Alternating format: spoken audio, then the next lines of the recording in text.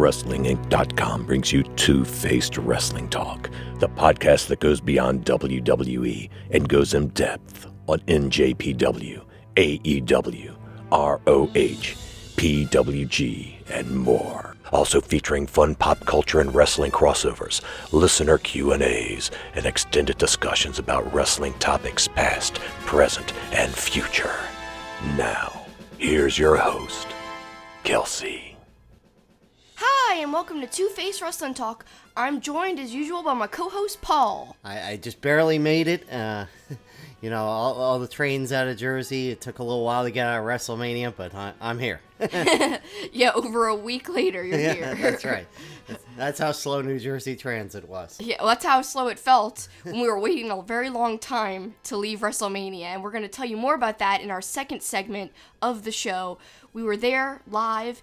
We were at shows live in New York and New Jersey throughout this past week, and we went to over 5 shows. I say 5 shows, we kind of went to 4.5, but we did what we could. We'll get into all that later, but we also worked really hard to not only watch all the shows live, but we went back and rewatched a lot of these shows at home just to be able to give you 2 sets of perspectives, the in-person perspective and the watching at home perspective. So we wanted to represent both sides of the coin, live and at home. Yeah, you want to compare. There's certain matches that were probably better in person, and there were certain matches, right off the top of my head, Miz and Shane McMahon, that was probably better on TV than it was in person. So we want to get that perspective, and we've rewatched a lot of what we saw up in New York and New Jersey. Yeah, there were some high highs and some really low lows, but anything negative we have, it's all going to be constructive criticism, not just being negative to be negative. So guys, cut us some slack here. It's always okay to agree to disagree, like we say every week, or specifically like I say every week. That's my little motto. But yes, anything negative, it's just going to be very constructive, and I think it's okay sometimes to have a harsh perspective if it's for a good reason. Before we get into the weekend, let's get into your plugs. Because we rewatched everything, had to postpone Kelsey Likes this week. Not to mention you weren't feeling well coming back from New York and New Jersey. So tell everyone about your social media and your show that will air next week. It's a peach. It's a peach, Paul. A peach. I don't have a cigar in my mouth, but that's a Seinfeld reference right there. It's all about Seinfeld. It's called Kelsey Likes Seinfeld, and I'm reading this book. Gonna have a lot of information, like basically extra stuff that I researched that will be some interesting tidbits I'm going to give on my show, which will be airing live on YouTube and Periscope, 9:30 p.m. CT. You can find out all the information on that on my Twitter at Superkickingit, SuperKickingit. You can also subscribe to my YouTube channel, Superkickingit with Kelsey, and that's spelled Kelsi. It should be a lot of fun talking Seinfeld. I'm going to tell people what my favorite episodes are, and I'm going to give a list of a couple of other people's favorite episodes, including you, and I'm trying to get Brian Malonis' favorite episodes, as well as Mike Crockett. They are the co-hosts of the wrestling podcast About Nothing, and we'll talk about them a little bit more when we talk about G1 Supercard, but please look to my Twitter for more updates on that. Sorry I had to cancel, but New York and New Jersey messed me up. Yeah, your voice still isn't 100%, but should be good enough to plug through the show, and let's get to it. Yep, it's been a long week, let's just say. We went through a lot of shows like we referenced, but I think my favorite was G1 Supercard. And if you want, before we start there, let's talk about our favorite matches of all the shows we went to. So let's talk about your favorite matches. What are your favorites? I'll go top 5, even though that's hard to do. Number 5, I'm going to say Kofi versus Daniel Bryan, although to be fair, I don't even think it was their best matchup ever.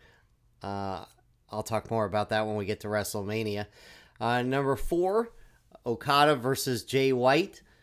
Number 3, Bushi versus Naito. Number 2, I'm going to say from the WrestleCon RevPro Show, Suzuki and Sabre versus Osprey and Tanahashi. And number 1 for me, the War Raiders versus Ricochet and Black. Any honorable mentions? I mean, I could list off 20 honorable mentions. Certainly, Will Ospreay, Jeff Cobb for sure. Osprey and Bandito, I think, was certainly really good.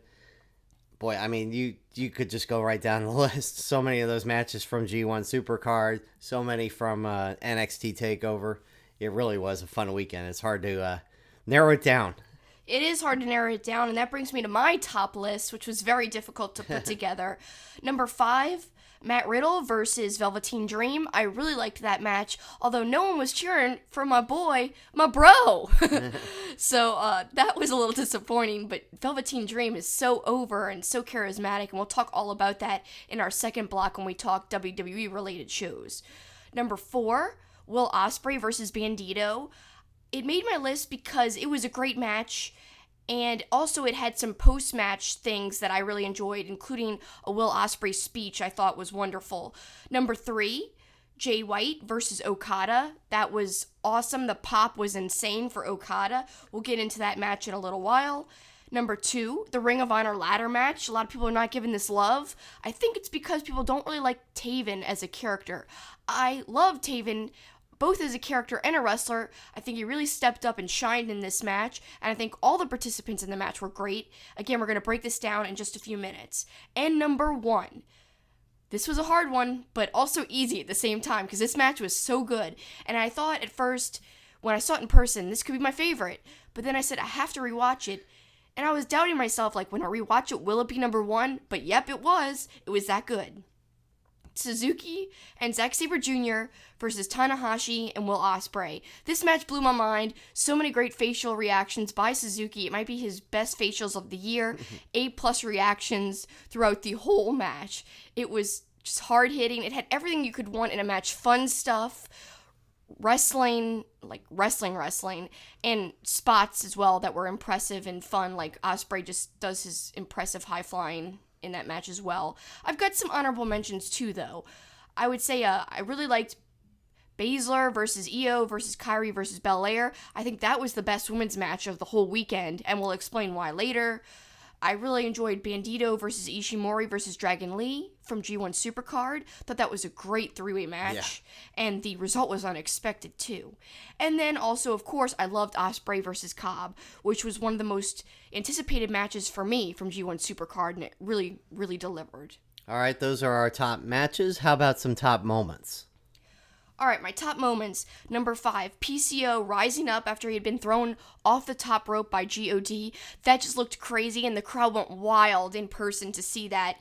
It really looked like a wicked spot, and watching it afterwards, they cut it perfectly on the camera, and they switched it perfectly in the director's booth. I really liked how it was done. Number 4 was Okada's immense pop when he came out, and also when he won. So both pops for when they saw him at first, and then when he finally won back the IWGP Heavyweight Championship. Really, I wasn't expecting him to win, and I'm glad he did, though, because that reaction was awesome, and something I'll remember forever.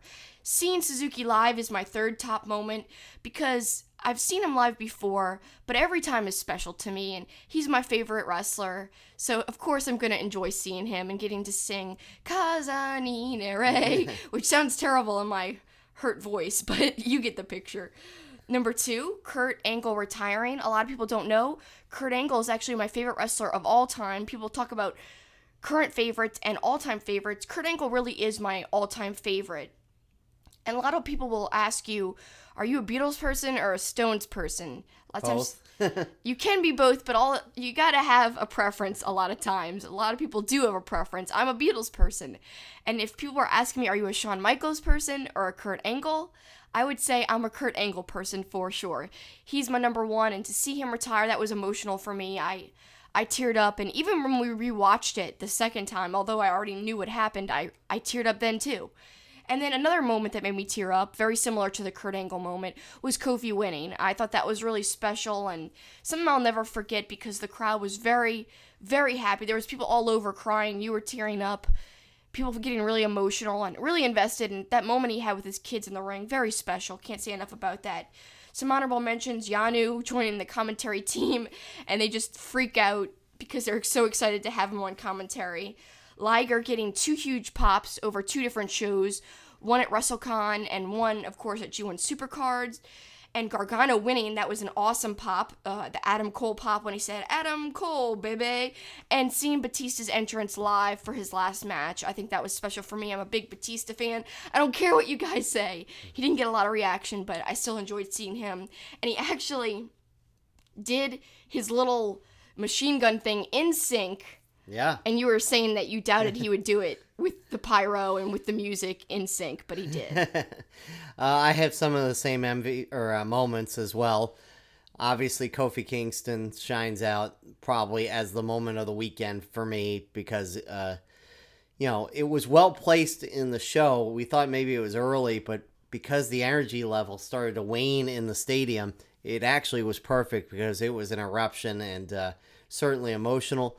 Johnny Gargano winning at NXT was a great moment, I thought. Back to WrestleMania, 80,000 people screaming, "Burn it down," when Seth Rollins came out. I thought that was awesome. The Okada moment and Kurt Angle.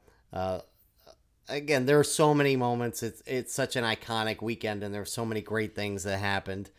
But those are some of the obvious ones, I think. Something missing from our top moments is Becky winning, and that's because we thought the pop would be a lot bigger than it was, and we were surprised how kind of subdued it actually seemed. I know on TV it came off a lot better, but where we were, people just wanted to get out. In fact, after she left, people were kind of pouring out for a minute. And even after the entrances, actually, before the match even got started, some people were leaving.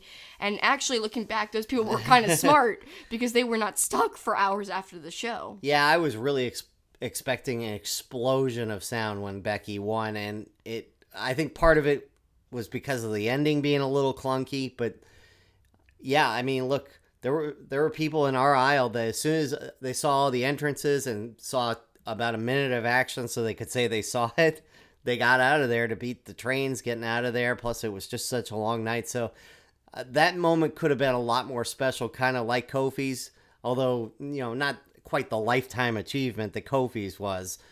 So it wasn't nearly as awesome as I thought it was going to be. It was still loud, but just not the way we thought, like you just said. Okay, wrap up our favorites with our WrestleMania week MVPs, and this includes, all the shows we went to, not just WrestleMania. It's WrestleMania week, so every show we saw. Who are your MVPs? I'll just pick one. Will Osprey, even though he went 1 and 2 in the shows we saw, he was such a dynamic performer and had some really great moments, and I just thought, it just further solidified why he's one of my top 2 in the world right now, because he did it different ways like he always does and was very entertaining. Speaking of your top 2, my top 2, similar to yours, are part of my MVP list. Osprey, Suzuki. Both of them had great matches throughout the weekend, especially Osprey, like you referenced. He just, no matter what he's involved in, he gives it his all. Every match he's in seems like it's the main event. Even when that Suzuki tag match, it felt like a main event to me, and he acted like it was, even though it was in the middle of the show technically. And to me, I don't know, he just gives all of his effort and puts his body on the line for us, and I really respect that about him.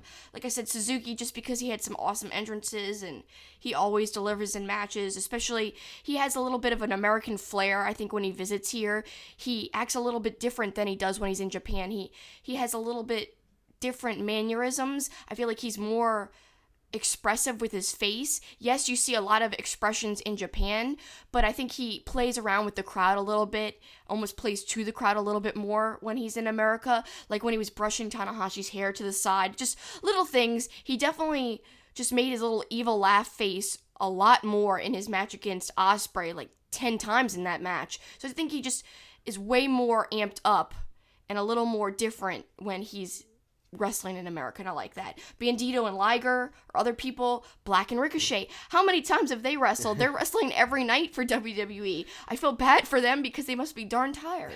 Yeah, no 2 guys must be more excited about the Superstar shakeup coming next week than those guys, that they'll actually be on one show, at least they hope.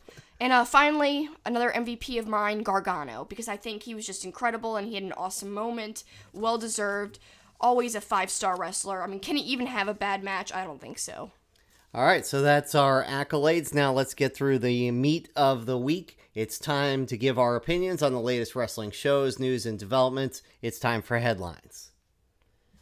And we're going to start with G1 Supercard, and quickly we'll start with the pre-show and talk about some legends that showed up on the G1 Supercard pre-show. But also, you mentioned Suzuki being one of your MVPs. He had a long performance in that Honor Rumble, and he had a great pop when he entered the ring. He really did, and I was like, I can't believe they didn't give him a singles match, but he did well in the Honor Rumble. Love to see him. Everyone's saying Kaza Ninare. I heard on the New Japan broadcast they didn't play his music because of international rights, but they play it when they broadcast his matches from Japan, so I find that very odd, but that's what I heard secondhand from Twitter. We watched it on Ring of Honor, but we didn't watch the Honor Rumble again. That was on Facebook, apparently, so we didn't see that didn't have the music playing, which was very odd, but awesome in person to see people chant Kaza ni Nare, a whole building, basically 20,000 people singing it all at the same time. Awesome.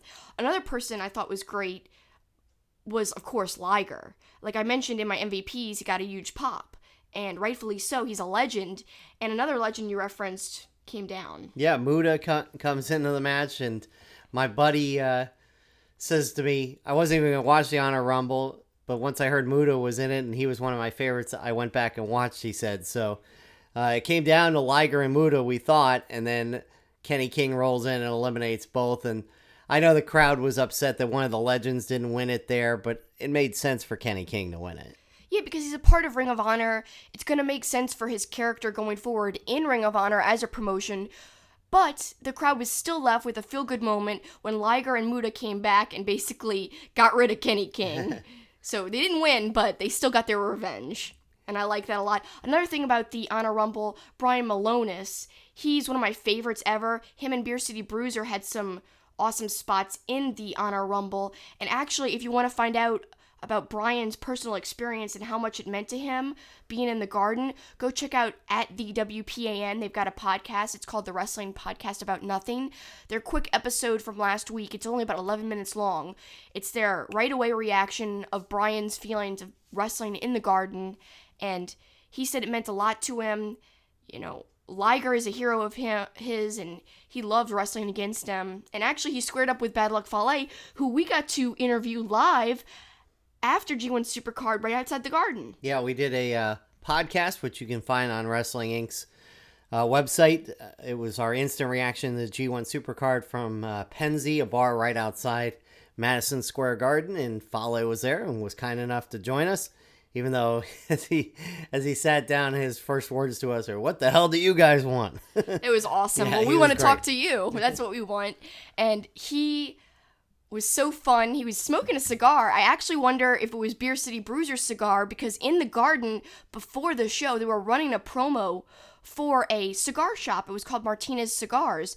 And apparently, Beer City Bruiser had his own cigars made there. They're called the Beer City Bruiser cigar, and we actually bought some, and I think Fale was smoking a cigar when we approached him. I saw on his Twitter that he was buying a Beer City Bruiser cigar, so it could have been that cigar. Could have been, but he was awesome to join us, and that was our instant reaction right after G1 Supercard. Make sure you check it out, but now we've had more time to process everything, and we'll run through the show a little bit. We'll start with the match they started the show with, and boy, what a match. It could have easily been in my top 5. Cobb and Osprey. So many great spots in this match, and it was just so entertaining. I loved it, and I think the ending is one of my favorite parts, where Cobb does the tour of the islands off the top. Oh my god, that was incredible. And then he had to do it again, of course, once they got down in the ring. He had to do 2 in a row to put Will Ospreay away. I at least like that it took more to put Ospreay away than just one, but at the same time, I'm just very surprised Ospreay lost his belt. Although he's been on a losing streak, it's like he was doing such great things with the never openweight title, and he was making the belt mean something again, and he was showing that he could hang with the heavyweights, so it was a very surprising result to me, but great for Cobb, and he's been a favorite of ours. We loved him in PWG, so props to him. Great match. Really just exciting from the time that the bell rang to the end. Yeah, we loved Cobb in PWG. In fact, there was a move that reminded us of PWG, not something that he did, but more something Keith Lee did to Matt Riddle. But it was very similar to start the match when Cobb shoulder blocked Osprey and sent him 2/3 of the way across the ring. There was quite the gasp from the crowd. It was visually impressive. And a great win for Jeff Cobb. Osprey's going to be back in the picture, and we've mentioned Osprey and Suzuki. Maybe we get a payoff of them going against each other down the road. I'm hoping so, a one-on-one in RevPro or New Japan Pro Wrestling, wherever, I don't care. I just want to see it happen. Yeah, I guess Jeff Cobb now will have to do battle with Tai Chi because they were setting up a Tai Chi Osprey, so maybe Cobb will be going against Tai Chi down the road here. All I gotta say is Tai Chi better not flip and win that matchup against Jeff Cobb. Although Tai Chi is having a great year in terms of character change and amping up his wrestling and stuff, but still, flipping Tai Chi. Come on, you can't win. All right, now we're going to go through the part of the show that I know people on social media kind of complained about because it was 3 matches in a row that I guess people weren't overly excited about, but they were still significant parts of the show, and we'll start with Castle and Roush, and Dalton Castle had a spectacular entrance. It was very entertaining with all the extra boys and the handmade peacock feathers, but his entrance was longer than his actual performance in the match as Roush eliminates him with 3 quick flying drop kicks in the corner. We were surprised how quick it was. Kind of disappointed. I know you were like, why even put him on G1 Supercard to have him basically in a squash match? Well, you were speculating that he could be injured. However, I don't even know if that's true or not because he has wrestled on and off these past few months, and he's a Ring of Honor champion. So to have your former champion, lose so quickly, I know they're trying to build up Roush, but I just thought it could have been a little longer and less like a traditional squash match because Castle is a former champion and he's someone to contend with, someone who has been in the title picture for a while. However, if this is something that facilitates a character change, I'm all for it. Like, the boys technically distracted him so that he did lose. Mm-hmm. And then he turned on the boys after the match. So is this a more heelish, darker Dalton Castle? If so, that might be interesting. Him versus the boys maybe would be interesting. However, I loved him in the boys. And as I said, as we were watching the show, Dalton Castle always says, you don't ever mess with another man's boys. But I guess that doesn't apply to him. He can mess with his own boys. So it's okay if you're messing with your own boys. You just can't mess with someone else's boys, apparently. Well, that's one of those stories, too. It's inevitable that at some point he goes against the boys.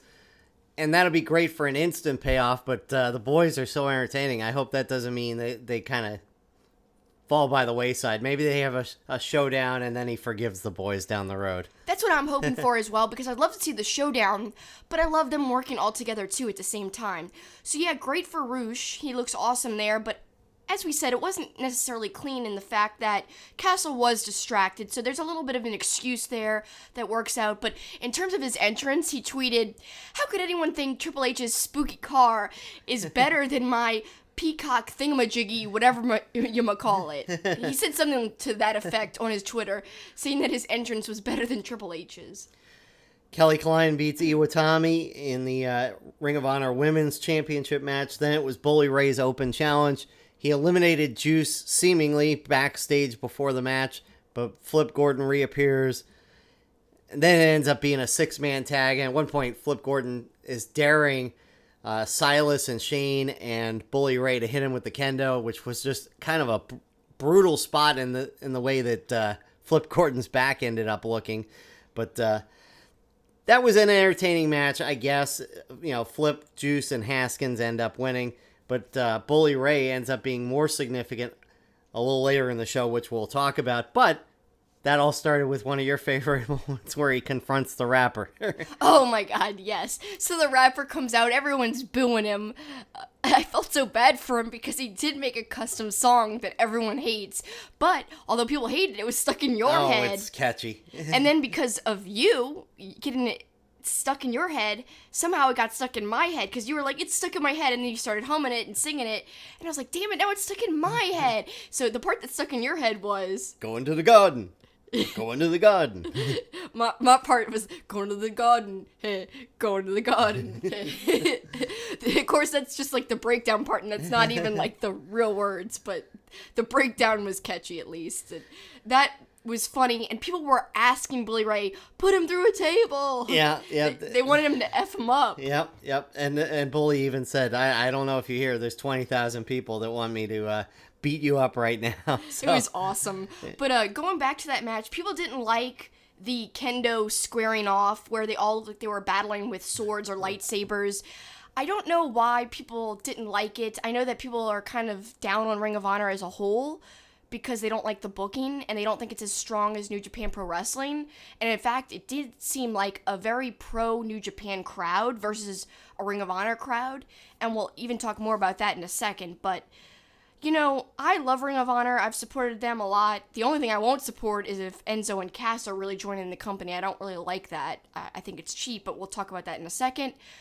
Overall, though, Ring of Honor has always bounced back after talent leaving, and it's a shame that they didn't like the Ring of Honor matches, and I know they were expecting, like, 5-star matches all around, but if you're expecting G1 Supercard to have been NXT Takeover, it's an unfair comparison because NXT Takeover was a lot tighter of a show, with only 5 matches on the card, and every match had the luxury of being able to have a lot of time, and to literally be featured as a main part of the card.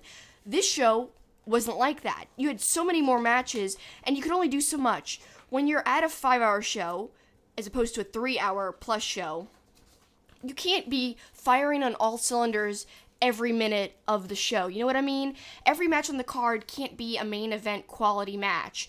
You've got to have some ebbs and flows. You've got to have some points where the audience can chill out. You got to have some fun stuff, which I thought the kendo spot was fun. I thought that match had everything. It had some street fight type of stuff, some crazy spots, some things that made you cringe with the kendos, and then some funny stuff that you laughed at. Like I said, the kendo spot where it looked like lightsaber battle. You know, it had all of that, and some previous stuff like the castle thing. It had the awesome entrance and the weird stuff with the boys, the character things, but it was a quick match. In terms of match quality, it wasn't like the highest match quality, but it still was something. Like I said, ebbs and flows. That's what a show, especially a longer show, is all about. And look, we're huge Ring of Honor fans. I've been watching Ring of Honor for a long time. Probably, I would. There's no doubt it's the second longest promotion behind WWE that I've watched. And, you know, it has its warts. It's not perfect. In fact, a buddy of mine who intermittently watches Ring of Honor but watched much of the G1 Supercard said watching G1 Supercard shows how much work Ring of Honor's weekly television needs because it looked and felt so like a different promotion altogether because it was so big, and some of those Ring of Honor TV shows, as we've talked about in the past, aren't in the best venues, and you know, they tape things for weeks in advance. So hopefully this is maybe even a springboard for Ring of Honor, because I thought, again, like you said, even the matches that people weren't overly excited about, I still thought it was a really strong show, and I thought their broadcast was, for the most part, pretty strong. We know sometimes it can be iffy, but I thought, you know, all the rotating broadcasters they had in, you know, they had a little issue with the audio a little bit, where sometimes the announcers seemed like they were screaming and you couldn't hear the crowd noise as much. And then there were other times where it seemed a little low, and then you go to turn it up, and then Kevin Kelly would scream, and you'd be like, So you certainly couldn't fall asleep or anything to that match, because if you had the sound at one level, it certainly woke you up. But I thought it was a good show, and now we're going to get to kind of the meat of the show as things moved along. Dragon Lee versus Ishimori versus Bandito for the IWGP Junior Heavyweight Championship. 3 promotions represented there. And this was one of your matches of the weekend. Yeah, it was an honorable mention. Wait, was it? Yeah, it was one of my honorable mentions. And so technically it did make my list in a way. Yes. But I loved it. I thought it was so well done. From the moment the bell rang, it was insanely paced. So fast-paced. Crazy moves. I mean, Bandito, that move that just shocked everyone in the whole place. Talk about his slam, basically, of the 2 guys from the top. He's quickly becoming one of my favorites. Great signing for Ring of Honor. And as we'll talk about, you know, we also saw him at Wrestlecon Supershow, and his age was brought up. But, he's just so amazing. But, he's not just a high flyer. He's so strong. And he scoops up the other two on the top rope and does like an avalanche throwaway slam where he throws them but still manages to flip over and land on them as well. I mean, I don't know. I don't think I've ever seen that move ever before, but I know I had a reaction, as did much of the crowd at Madison Square Garden. It was like, holy cow. I thought he was going to win right there. Yeah. And I'm actually surprised at who did win, which was Dragon Lee, because, belts had changed hands a lot before this match. I mean, the Klein match, she won the title, Cobb winning the title from Osprey, so another title changing hands here. I thought, if anything, Ishimori would just retain. But no, I'm really surprised about Dragon Lee. I love Dragon Lee. I'm happy for it. But I want to see Bandito with a belt soon because, man, he deserves it. He's an incredible athlete. And I think he's going to be the top guy in Ring of Honor for 2019. Yeah, he very well could be. Let's move on to our next match. Was the four-way tag team match. The Briscoes versus GOD versus Sonata versus Evil. Or Sonata and Evil versus PCO and Brody King, and we'll get to the ending of the match, which a lot of people are talking about. But let's start at the beginning of the match and the entrances. I was a little disappointed in the PCO entrance, not in what it was, because I thought it was pretty cool, but the execution of it. Instead of having him climb up into the chair and then get the battery, shocking him back to life kind of thing, they should have just had the chair on wheels behind a curtain and rolled him out there and had him already in the chair. It was just kind of weird to have him climb up into the chair and have to be brought back to life. It was just kind of clunky, but you mentioned it didn't seem as bad on TV as it did in person. It's funny. So before we got to rewatch the show, when we were doing our live post-show podcast at Penzi, our friend Dave, he told me, yeah, the PCO entrance took too long. And it did, because in person, actually, it felt like 5 times as long as when I went back and we finally rewatched it. So when you rewatch it, at least they could cut away from the stage for a second or two. Or at least cut to the audience. They cut around and they didn't just focus on the stage the whole time. Whereas us as the audience, we're literally looking at the stage and the guy setting it up the entire time. Another crazy thing, man, I'm so surprised by the lack of reaction by the crowd for the Briscoes. And the Briscoes at least could have been booed. I thought at least a chorus of boos would ring down for them, and that would at least been some reaction. But instead, no cheers, no boos, almost silence for dem boys. Why? I don't know, because they're two of my favorites ever. They're probably one of my favorite tag teams, period. And I'm just flabbergasted, honestly, because they're a huge part of Ring of Honor, and I think that's just a testament to how the crowd really wasn't a pro Ring of Honor crowd. They were more a pro New Japan crowd, because if you're a Ring of Honor fan, the Briscoes are basically part of the foundation of Ring of Honor. They were there at the beginning, and so I was excited for them to be in this match, to get their moment at the Garden, and yet no reaction. At least boos would have been something instead of nothing. So that was a disappointment for me, personally. Yeah, I was really surprised by that. I thought there'd be some sort of reaction. If you're wondering what shirt I was wearing my Briscoe shirt. So I was repping them boys, but nobody else was. Let's get to the match, and I mentioned the Bandito spot being one of the craziest things I've ever seen. Another one of the craziest things I've ever seen happen in this match, where GOD tosses PCO over the top rope. No, cushioning the blow, straight onto his back onto the floor. I was flabbergasted. I gasped audibly, like I couldn't believe what I had just seen. And then you watch it on TV, and it was perfectly shot. It really was. And edited. When he rose up, it was like he was Frankenstein's monster. Just like that's what they were going for. So it was perfect thematically for his character, for the match. It was something that I had never seen, just like you, and the crowd went wild. God, they just went ape, what.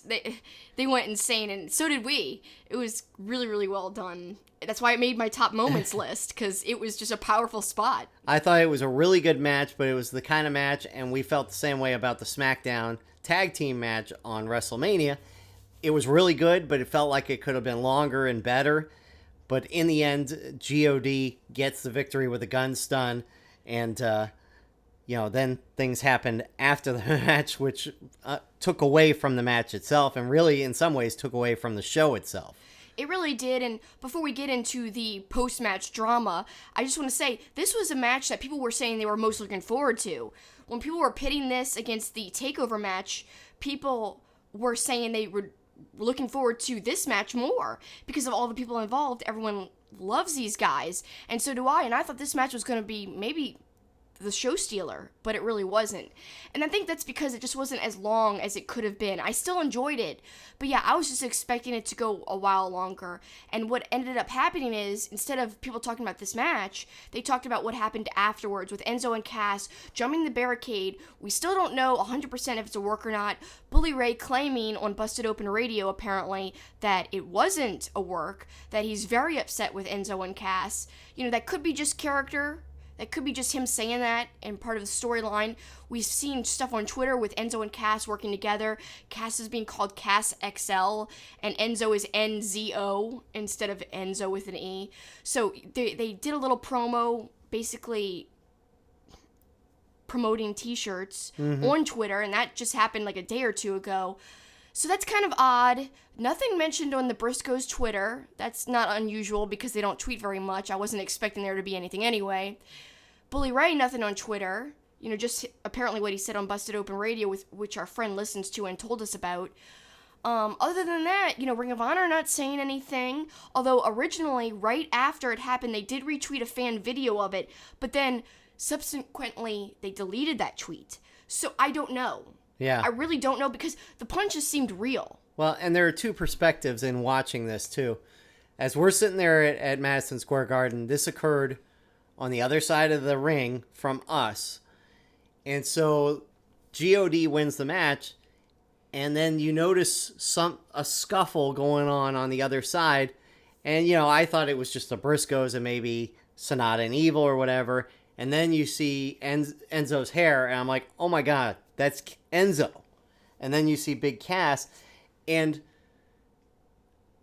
I fully expected it was a work. And the way that Bully Ray came running down so quickly makes me believe it was a work. But then they legitimately looked like they wanted to beat the hell out of Enzo. Like, Bully Ray looked like he was going to town on Enzo. And then you noticed that as Bully, when we went back and watched it on TV, as Bully Ray is working on Enzo. Not on TV, because you can't see it on TV. You can kind of see it. Oh, yeah, I'm sorry, fan video. We watched 5 or 6 fan videos, different angles, different, amounts of space away from the scuffle. There's some that are very close up. In this very particular close-up one, you could see Cass just wailing on Bully Ray. And, it looked real. Like, he was pounding Bully Ray's back. And then he pulled Bully Ray's shirt up, and basically Bully Ray's undershirt was showing, and Bully Ray was trying to wail back on him and fell over, basically onto the floor. So that all seemed real, and then Jay was trying to help Bully at that moment, but then he sees Mark getting cornered by Enzo and goes over to help Mark. And again, it's hard to see because there's a point also in one of the fan videos you could see security trying, not very forcefully, to get them to leave, but then they just jump right back over the barricades and they continue on. And so to me, that part is like, well, it must be a work then, because security would be out there, real security, trying to get them out of there. Other wrestlers would have came down, but there was also a lot of confusion. Tiger Hattori, who was reffing the match, he looked confused. Poor guy, apparently it was one of his farewell matches. I think he's retiring soon, so to have that be your last match and all that confusion, very odd. And, even Tama Tonga was confused, and we saw that on the broadcast. Yeah, so the broadcasters were confused, the commentators as well. That's the second perspective, right, is the TV, where they didn't show it at all. In fact, they purposely seemed to cut to cameras that weren't even, squared up or ready. They were purposely not trying to show it. The announcers were clearly trying to avoid talking about it, although Colt almost did a couple times, but you could tell somebody was talking in his ear, don't even address it. So from that perspective, it didn't feel like a work because there seemed to be so much confusion, even in the broadcast. Yanu at the end of the match has GOD's belts. We didn't even notice that occurring live because all of our attention was on Enzo and Cass. And as you watch the broadcast, Tori had to tell GOD to look up the ramp that they're supposed to be paying attention to Yano making way with their belts, but they were distracted by what was going on down to their left. So all that was confusing. And then, of course, Tama Tonga went off in the post-game press conference. God, Tama Tonga just rips apart Ring of Honor, throws the Ring of Honor tag belts against the wall, calls them garbage, says, you know what, this tells me you saved all your energy for after the match. You know, this is typical Ring of Honor booking. He also tweeted that, you know, typical Ring of Honor booking that, the losers of our match get jumped after the show. Great job, Ring of Honor. You know, he just is ripping apart the whole thing. So if it is a work, he's playing it into it and sure is angry about it. And if it's not a work, then they really did cause a huge distraction. But again, like, why the Briscoes? Why Bully? Why only them? Yeah. I don't know. So that plays into the fact that it could be a work. People like Voices of Wrestling, they on Twitter are tweeting out, right after they tweeted out, this is a work. It's from the higher-ups. A lot of the lower people didn't know. But the higher-ups wanted it to happen. If that's true, that's crazy. I don't know. I have to read more about it. But it's very quiet on social media on what this actually is. Yeah. And a lot of people have said, I'm done with Ring of Honor if they use Enzo and Cass. Look, I'm not a big Enzo and Cass fan, but they are ultimate heels right now. So in that regard, they would get a ton of heat and some eyeballs on Ring of Honor. You can argue maybe that's not the kind of attention Ring of Honor wants. No, like I said, I'm going to use the word again, cheap. I love Ring of Honor more than anybody. People have told me, my good friend Anthony from Smart to Death has told me, you know, when he thinks of Ring of Honor and people who cover Ring of Honor, he thinks of me. Because not a lot of people do. I know someone on Twitter who's very prominent, Anne Marie, she loves Ring of Honor. Even she, I saw tweeted out the other day, seeing lots of talk that Enzo and Cass was a work. It's been fun, meaning she doesn't want to support. I mean, she's one of the biggest Ring of Honor proponents besides me. I can only think of her and me, besides anybody else in the podcasting world who are really true pro Ring of Honor fans. So even her, she is saying, yeah, I'm not a fan of this. And neither am I, but I'm still going to support Ring of Honor because I really have faith in the company, hoping they don't really work with them. If they do, they'll be monster heels, but I just think it's cheap. Why go that direction with, like, shady people? I don't know. I don't know. So that kind of took away from the next match, Sabre and Tanahashi, because, you know, in the arena, people are looking at their phones, trying to figure out what the Enzo and Cass thing is. I know you were distracted, and so probably didn't pay as much attention to the Sabre and Tanahashi match, and that's one we definitely had to watch back on TV with Zack Sabre getting the win, but huge pops for Tanahashi. Yeah, I mean, of course, he's the ace of New Japan, and that's what rang down in the garden. Go, ace! And it was really loud, actually. Zack Sabre Jr. did get cheered when he won, though. Lots of chants, oh, Zack Sabre Jr. I love that chant so much. It was great to hear it multiple times during the weekend. But yeah, the match itself, in person, I did not pay attention at all. I gotta admit, I'm being 100% truthful here. I was absorbed in my phone trying to figure out that Enzo and Cass stuff. People were messaging me, Kelsey, what the heck? What's happening over there? Because on TV, like we said, as we rewatched it later, we found out it wasn't really shown. People thought that there was a scuffle in the audience. They didn't know it was Enzo and Cass because no one mentioned them by name. I mean, like you referenced, Colt was like, who? Like, what's happening? You're kidding me. So you really didn't reference any names, and nobody did. Kevin Kelly shrugged it off. So again, I was just in my phone talking about that, unfortunately, and I totally missed this match. Let's move to the last three matches. Each of us have two of these three in our top five for the weekend. This one was in my top five. I think I had it at number 3, I think. Naito and Ibushi. The crowd pops for both of these guys was insane. When Ibushi came out, I thought to myself, there's no way Naito's pop is bigger than this. But then Naito comes out and it is bigger. People are chanting, you know, Naito, Naito, 20,000 strong. It was awesome. He was so over. Just a match between two guys that everyone loves. How could it be bad? And we speculated during the New Japan Cup that they were going to have the tournament stealing match back then. They didn't because it was a little tease of what we were getting basically what we got at G1 Supercard, and boy did it deliver when we got that longer match finally. Yeah, some really great moments in this match. Early on, Naito goes to throw Bushi into the barricade, but standing in his way was the guy rolling the cable for the broadcast, and so Ibushi is launched into him, and kind of a funny exchange because Naito looks like he's upset that the cable guy was in his way. The cable guy looks like he wants to bow up to Naito. It was kind of funny. You know what it reminds me of? Cable Boy! What have you done to my little Cable Boy? It's another Seinfeld reference. You'll hear more about that on next Wednesday on Kelsey Likes. But yeah, he tried to kind of square up against Naito, but then some other backstage guy pulled him aside, and he looked like he was all sad. He was lowering his head like, okay, I'll get out the way. And later, Naito tries to shake his hand. It was a kind of funny point in the match, but there was also, as you can imagine, amazing action in the ring. The Ibushi Hurricane Rana off of the apron, getting Naito down on the floor was so awesome. The height that Ibushi had on it. Yeah, and we talk about Okada's dropkick being nice. Ibushi has a nice dropkick too, and we saw that. Just everything he does is so beautiful. Or really, there's nothing else really that you can say to describe his moveset. It's very fluid. I'm not even a big Ibushi fan, but I gotta admit, his moves are pretty, okay? I'll admit it. I'm a Naito fan, so the result wasn't what I wanted, but it was a special reaction for sure when he won. The crowd went insane. Well, speaking of reactions, and you were among these, when Naito hit Destino, the roar of the crowd at MSG was awesome. Destino! It was great. Yeah, people were going insane, and I thought Naito might have had it right there, although I know in many matches it takes more than one Destino to put his opponent away, so I wasn't 100% sure that he would win right there, but I thought it could happen. But yeah, it really made sense that it was Ibushi's time finally to get one over on Naito.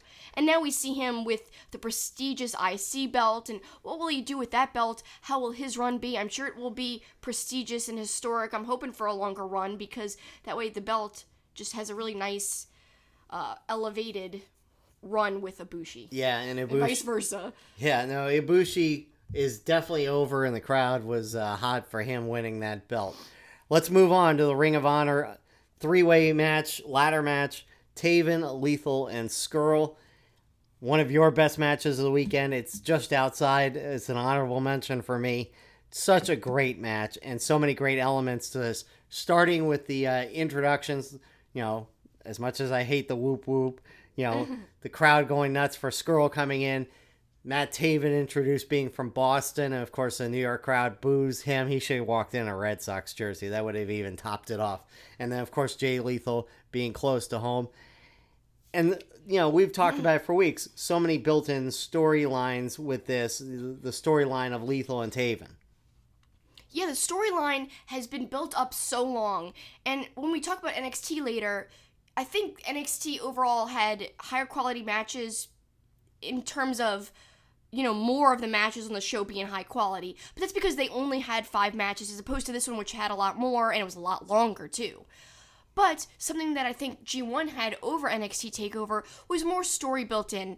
The most strong argument you can make against my statement is that Gargano has been going after the title and should have gotten the title a long time ago. So Gargano's story going after the title is pretty long. The only thing that's comparable, in my opinion, to the story of Taven and Lethal. But I feel like the Taven and Lethal story is even much longer than that because they've had this hatred building up for over a year now, and it's been so well done. We saw the awesome match at ROH 17, which people thought was too long, but I thought it was great. And I thought this match was great and isn't getting its due props, really.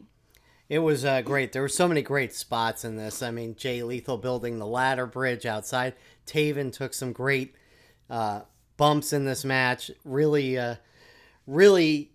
I mean, the X with the ladders, which ended up getting bumped into the crowd and actually kind of bumped the guy in the front row, which I'm not sure how hard he was actually hit, but and he should have been paying attention. But before that, Marty Scurll dropped Taven onto that X.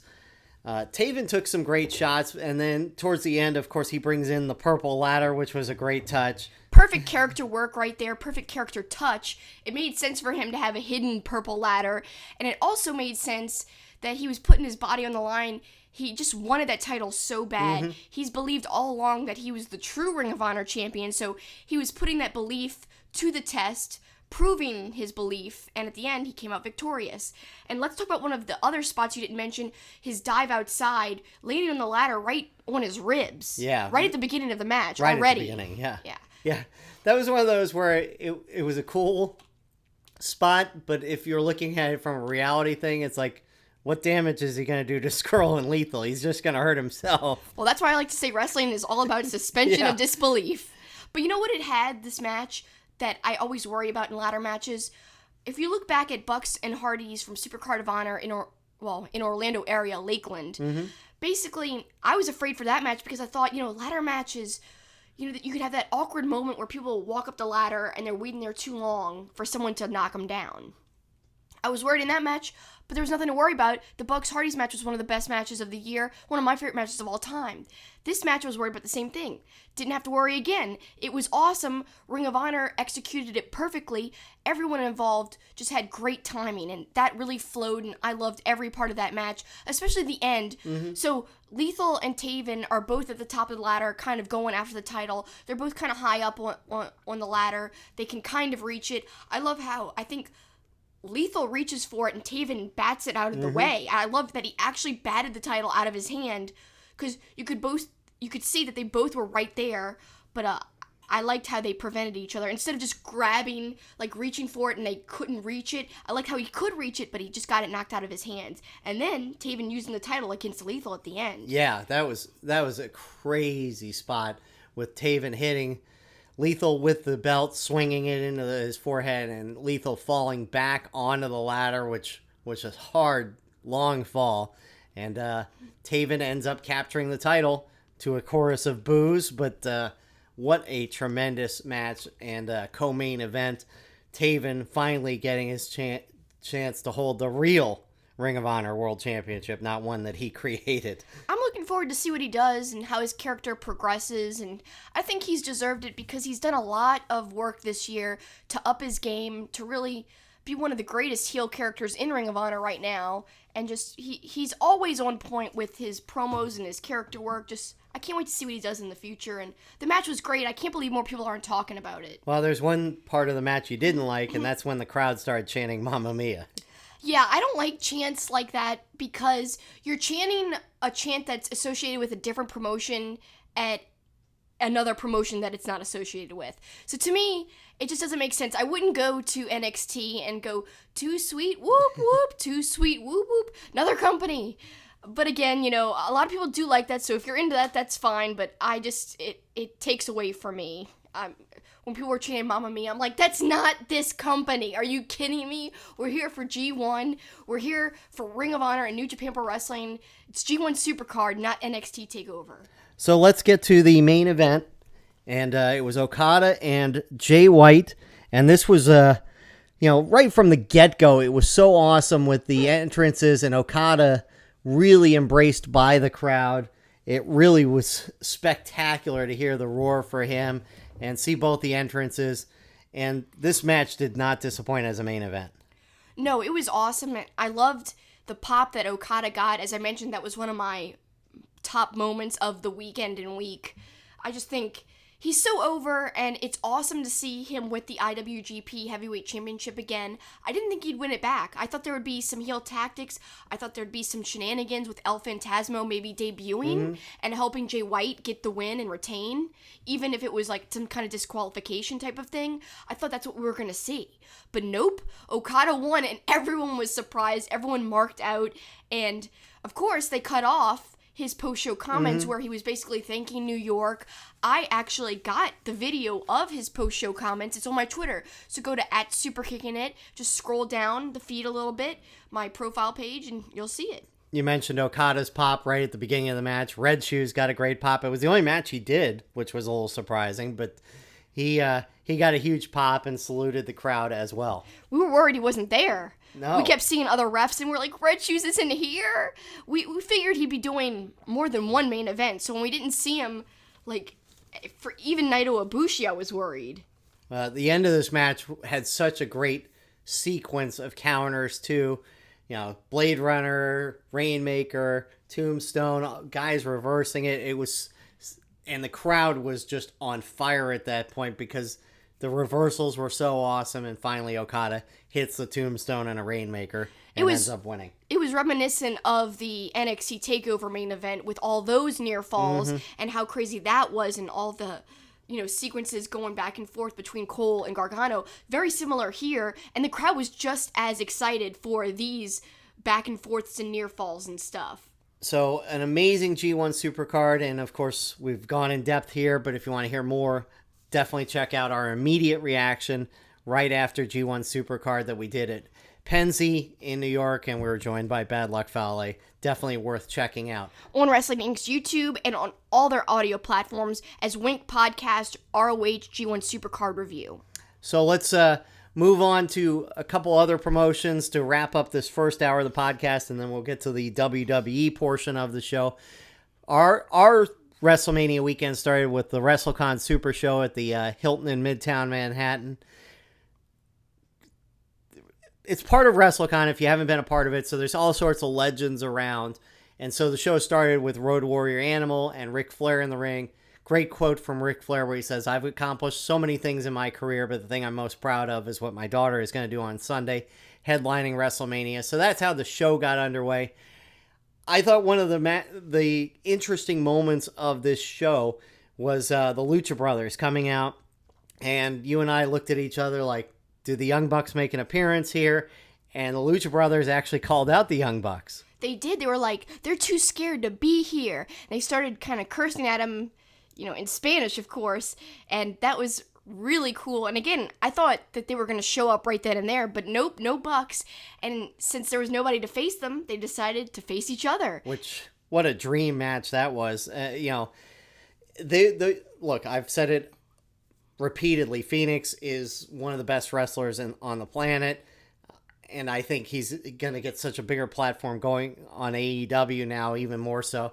So that was just a great match. If you get a chance to go back and watch, that's on the High Spots Network. You can check out that match, and you can also check out the main event, which was one of your matches of the weekend, Bandito and Osprey. Yeah, Bandito and Osprey was my number 4 top match of the week, and you might be asking, why did it beat Cobb and Osprey? Well, because not only did I love the in-ring work, but I love the post-match comments by Osprey. People forget how great of a talker Osprey is, and he basically was talking about how his mental health has not been well, but that pro wrestling is the best therapy, and that he felt so much better, and he called attention to that he was in the ring with one of the best wrestlers on the planet, and he was so honored to be wrestling Bandito. Says a lot about Bandito as well, because we talked about him and Osprey both being MVPs of the weekend and week. So to me, just 2 of the best players in wrestling right now facing against each other, how could it not make my list? It was awesome, and the in-ring to me was a little bit faster than Cobb and Osprey, and that's why I liked it. Totally different styles, considering Cobb is more of a big guy, and yes, he's athletic and can flip and stuff, but he's also a ground and pound type of guy as well. He has both, whereas Bandito's really fast and high flying, so he's got more of a speed, and that's what I think this match had, was more of a quick pace. Osprey, you mentioned him on the mic, kind of said, I know we're not Ric Flair, but how about Bandito? This guy's incredible, and he's only 24 years old, and he's one of the best wrestlers in the planet, and he's like, I can't believe he's only 24, so really, really good stuff.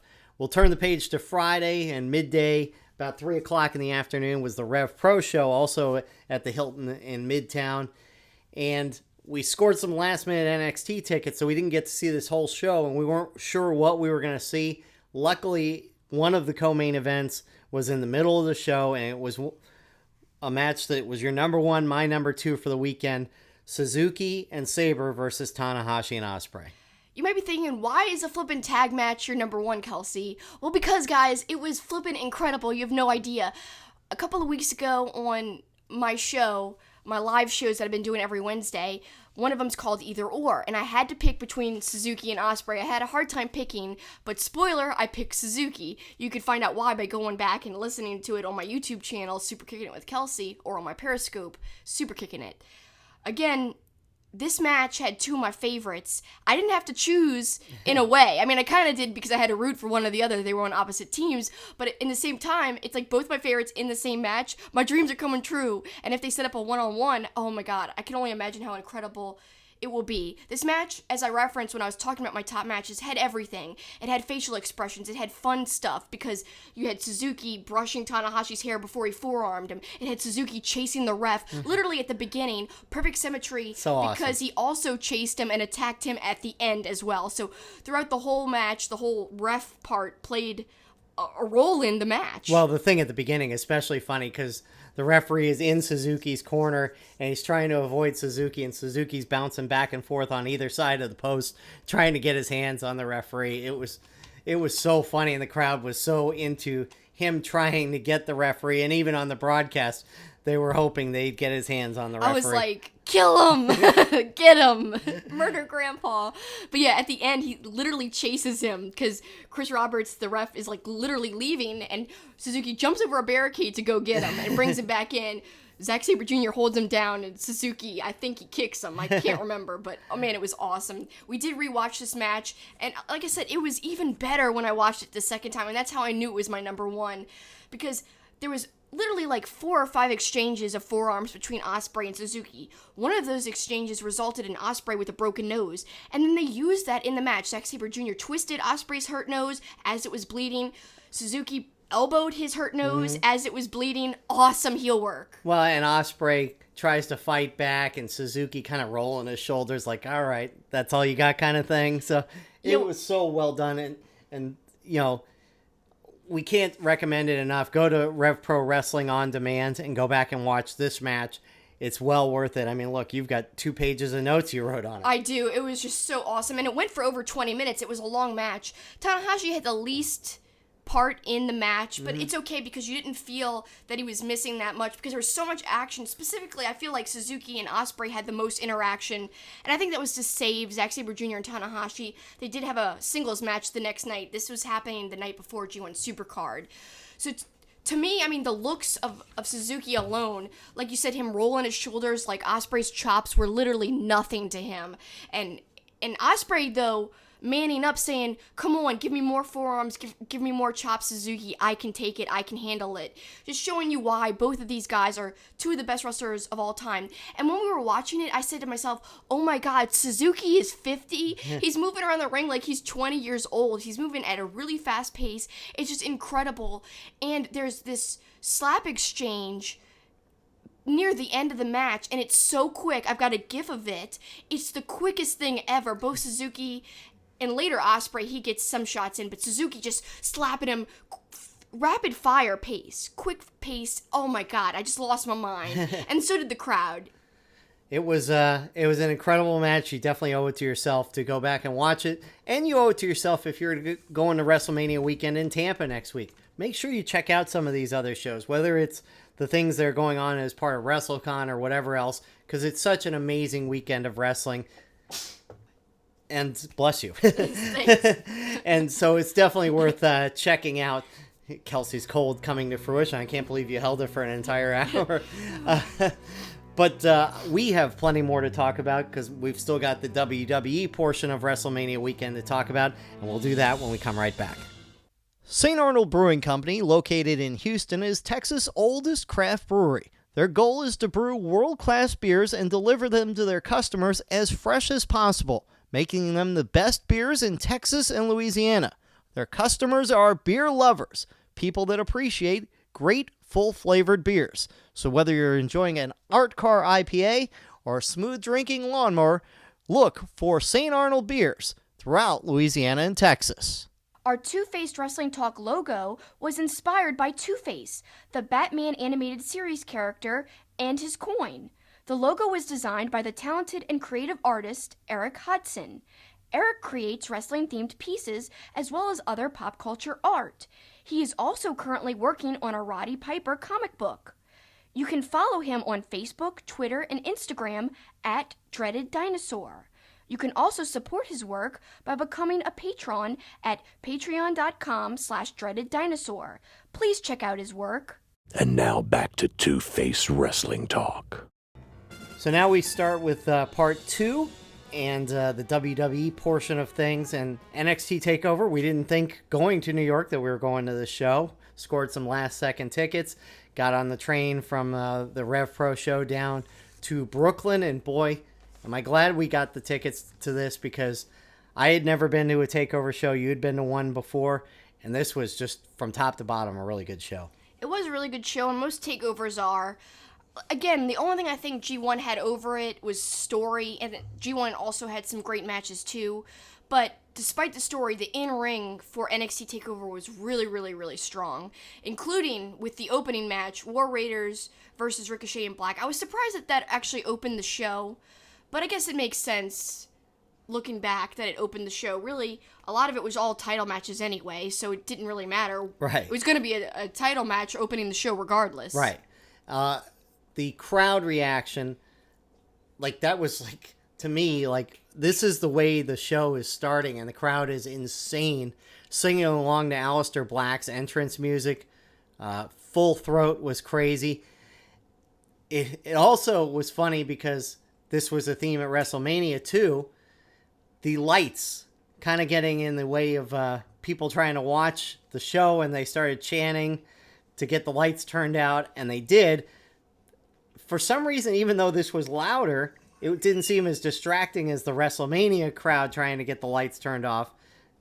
And so it was kind of funny, actually. It distracted me. I don't know. I couldn't concentrate after that for a while. So to me, I couldn't absorb the match because of the light chants for a while. But it still was really good. You know, we were big fans of, now they're War Raiders, but back when they were War Machine, we were early fans of them. And they are great. Amazing. Really dominant champions, too. I like that they're having a decent run with the tag belts. You know, who's going to beat them now? I don't know. But Ricochet and Black seem like they're moving up permanently because they did have a goodbye, and Ricochet got a little bit emotional. We didn't see that in person. We were really far up. Right. We couldn't see his face. But we did see it when we rewatched it later. But he definitely got emotional, and they hugged, him and Aleister. So it seems to me, at least the indication from his reaction, is that they're going to be on the main roster. It's funny though because they keep keying them as NXT stars when they get keyed on the other shows, like the Raw and SmackDown. Yeah, and the stuff. graphic shows them being from NXT. But they did get their salute and their send-off, so it would seem like they were going up to the main roster permanently. Look, this was my match of the weekend, but again, it could be a toss-up. You could throw 10 matches in a hat probably and pull out a different number one. So many great sequences. I thought the handspring sequence was really awesome in the ring with Ricochet and Hansen. And then everything going out onto the floor, that's where the crowd really went insane. And, you know, the mutual respect between the teams afterward, too, I think was really awesome. Just everything about this. It was such a great way to kick off the show. And the War Raiders end up retaining the title. We move on to Riddle and Dream, which also was an amazing match, and it was, you know, that's one thing about NXT TakeOver, because it's rapid fire, there are no breaks. You wonder how's the next match going to follow. And you were surprised at the reaction, first of all, to Matt Riddle coming to the ring, not maybe as huge as you would have thought. It was a bummer for me for the night that there wasn't more bro chants. I mean, there was a little like, bro, the chants weren't loud like they were for Velveteen Dream, because people already wanted Velveteen Dream to win and retain. And he did. But I think Matt Riddle still had a great match with him, and that's why it made one of my matches of the weekend. It was really epic Dream entrance, which we really didn't see in person very well, but when we went back and watched it, looked really, really impressive. Very well done.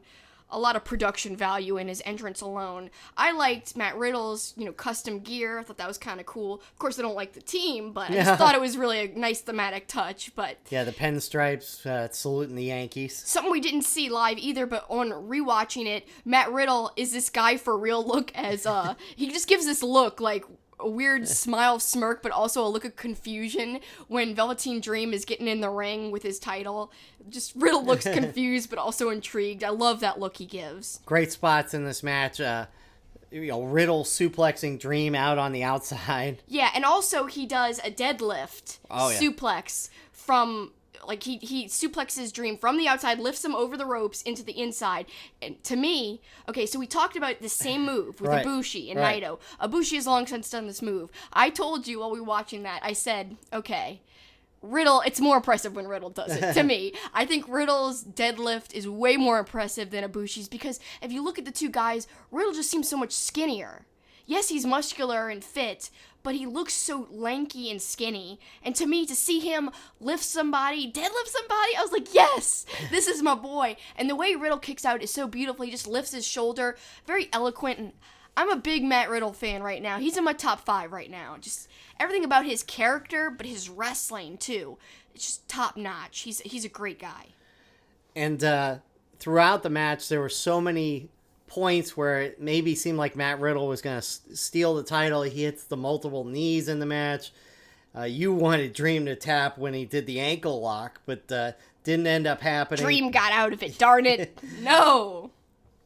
In the end, Dream reversed the bro mission into a roll-up for the win, and the look on Matt Riddle's face was perfect to kind of end the match, because they had so many great sequences back and forth, and then Dream seemingly kind of steals it, and Riddle's facial reaction was perfect. It was like a look of shock at first, like utter shock, and then it turned to a little bit of sadness, it looked like, and then they showed each other mutual respect. So it went from shock, sadness to respect. I loved the progression of emotions there at the end, and again, that was more absorbed after when we rewatched it. Live, it was just cool to see the two going at it, and the reaction was so pro Velveteen Dream. It was really loud in there for him, and that was impressive too. That really stuck with me, but I hope I go to another show where I could see the crowd a little more pro Riddle. Maybe when Riddle's against somebody else. Pro bro.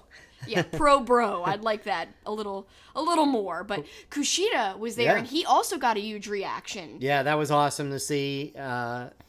Obviously, he's going to be appearing soon. I've heard he's made his debut. They must have taped him already. He does have his same orange vest, thank goodness, and they did call him the Time Splitter. But will his gimmick ultimately be the same? Will his wrestling be the same? I have faith that it will be. I mean, NXT doesn't really water down wrestling. It's more when they move away from NXT that you should worry. But it was great to hear the crowd give Kushida a nice ovation, seeing him there at NXT Takeover New York. I was worried maybe they wouldn't know him, but the NXT crowd is very smart, so they knew him, and thank goodness he got a good reaction. Next up was the NXT UK Championship, and we're going to talk about Walter in a PWG Rewind here in a couple weeks. We've already talked about him a little bit in relation to Sammy Guevara, but it was perfect. Walter, first of all, we love Walter's entrance music into the classical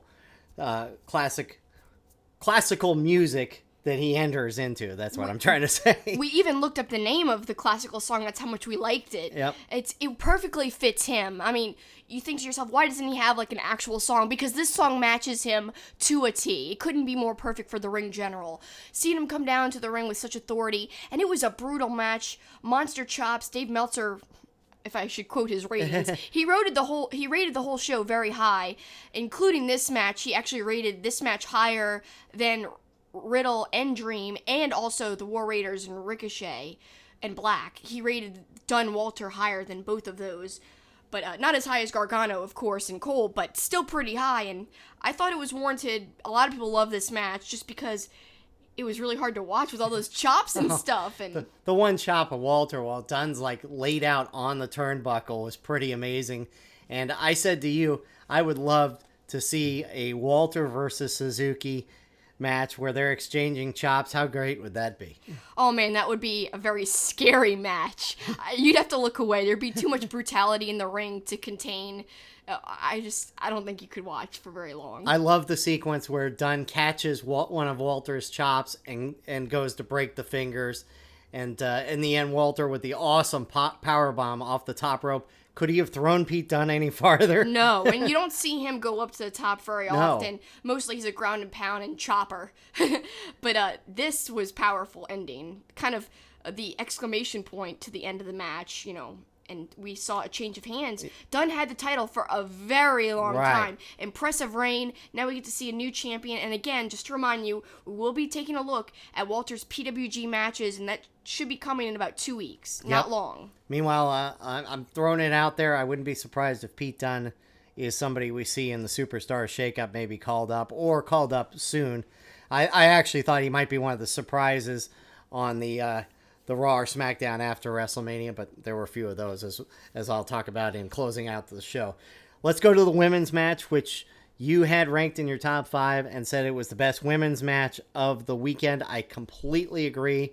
Even though the WrestleMania match maybe had the bigger scope of things, this match was so good between Baszler, Io Shirai, Kairi Sane, and Bianca Belair. Yeah, I'm saying that it was the best wrestling of all the women's matches. I'm not saying that it was more historic or anything. Of course it wasn't more historic than the women main eventing. That was special. That was a special moment. But in terms of match quality, this NXT match was much better, in my opinion. I mean, Baszler, to me, might be the best heel, not only of all the women in WWE and NXT, but maybe in all of WWE and NXT combined. Because she is so terrifying. She just plays like a smarmy, scary heel so well. And it's believable. It seems like it's her. Also, I never mention in all of our talkings about her how much I love her theme song. Perfectly fits her, really catchy.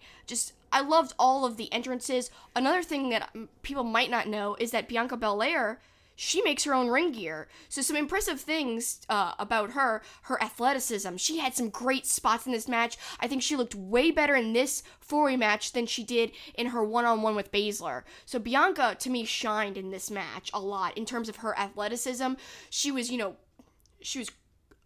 pressing people, and she was throwing people all around. Like, talk about how she had both Kairi and Io on her shoulders, and she threw them down. That was incredible. Yeah. What a feat of strength. Yeah, you don't see that from the female side that often unless it's somebody like a Nia Jax or somebody that's huge. Belair is just so strong and, pressing people. And we talked about the Bandito doing something like that. That was off the top rope, so maybe a little more impressive. But the way Belair slammed Shirai and Kairi Sane together, that was tremendous. It was awesome. Also, Belair lifted, I think it was it Io or Kairi? I can't remember. Oh, gosh, yeah. She lifted her straight up in the air and tossed her outside of the ring. She threw her. So literally, that was insane strength to me. She basically extended her arms fully up in the air with her, holding her in the air. Yeah, impressive. That was Io that she threw over the top rope. And then, of course, she did the hair whip with her, you mentioned her own ring gear. She actually had EST in like sequins in her hair, which was kind of cool to see in the braid. But she got that whip, which, left a mark on, Baszler. It cut Baszler in their first one-on-one match, and then this time it cut Kairi. It was Kairi, yeah. I couldn't remember if it was Kairi Kairi was up on the turnbuckle, and I believe Bianca Belair whipped her, and it kind of got more of her back. So when Kairi was on her back, you could see a real big red mark from the hair.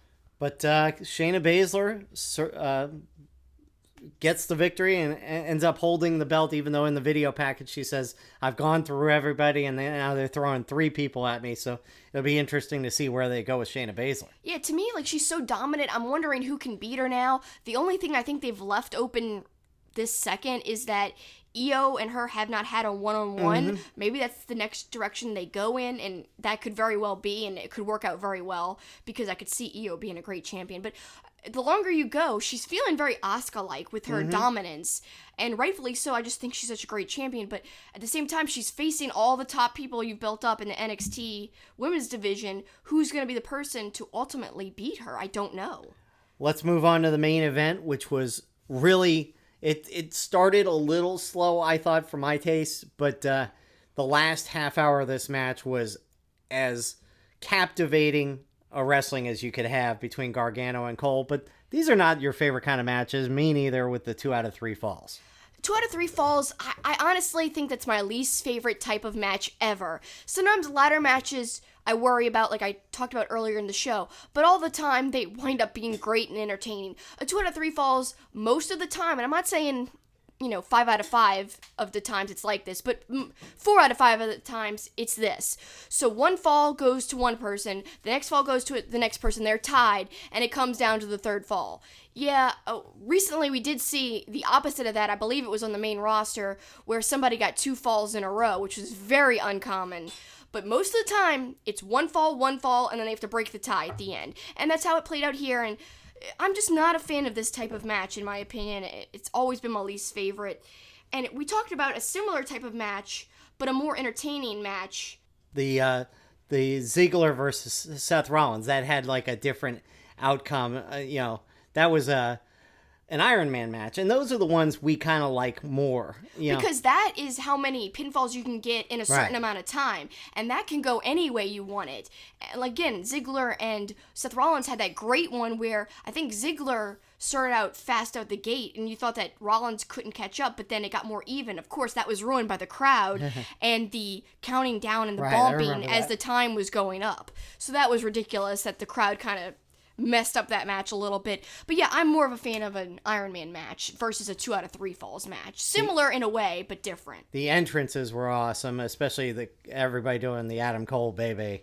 Again, raucous. Surprising reactions in the sense that people were mostly behind Adam Cole, including booing Gargano at some points, and that I don't think came across on the broadcast as much, the boos, but he did get booed at some points. No, the crowd there, now granted at the end, they gave Gargano a huge pop, but during the match, because the match was great. During the course of the match, Adam Cole was certainly the fan favorite there. Oh yeah, for sure. I mean, people wanted Adam Cole, and he's so charismatic.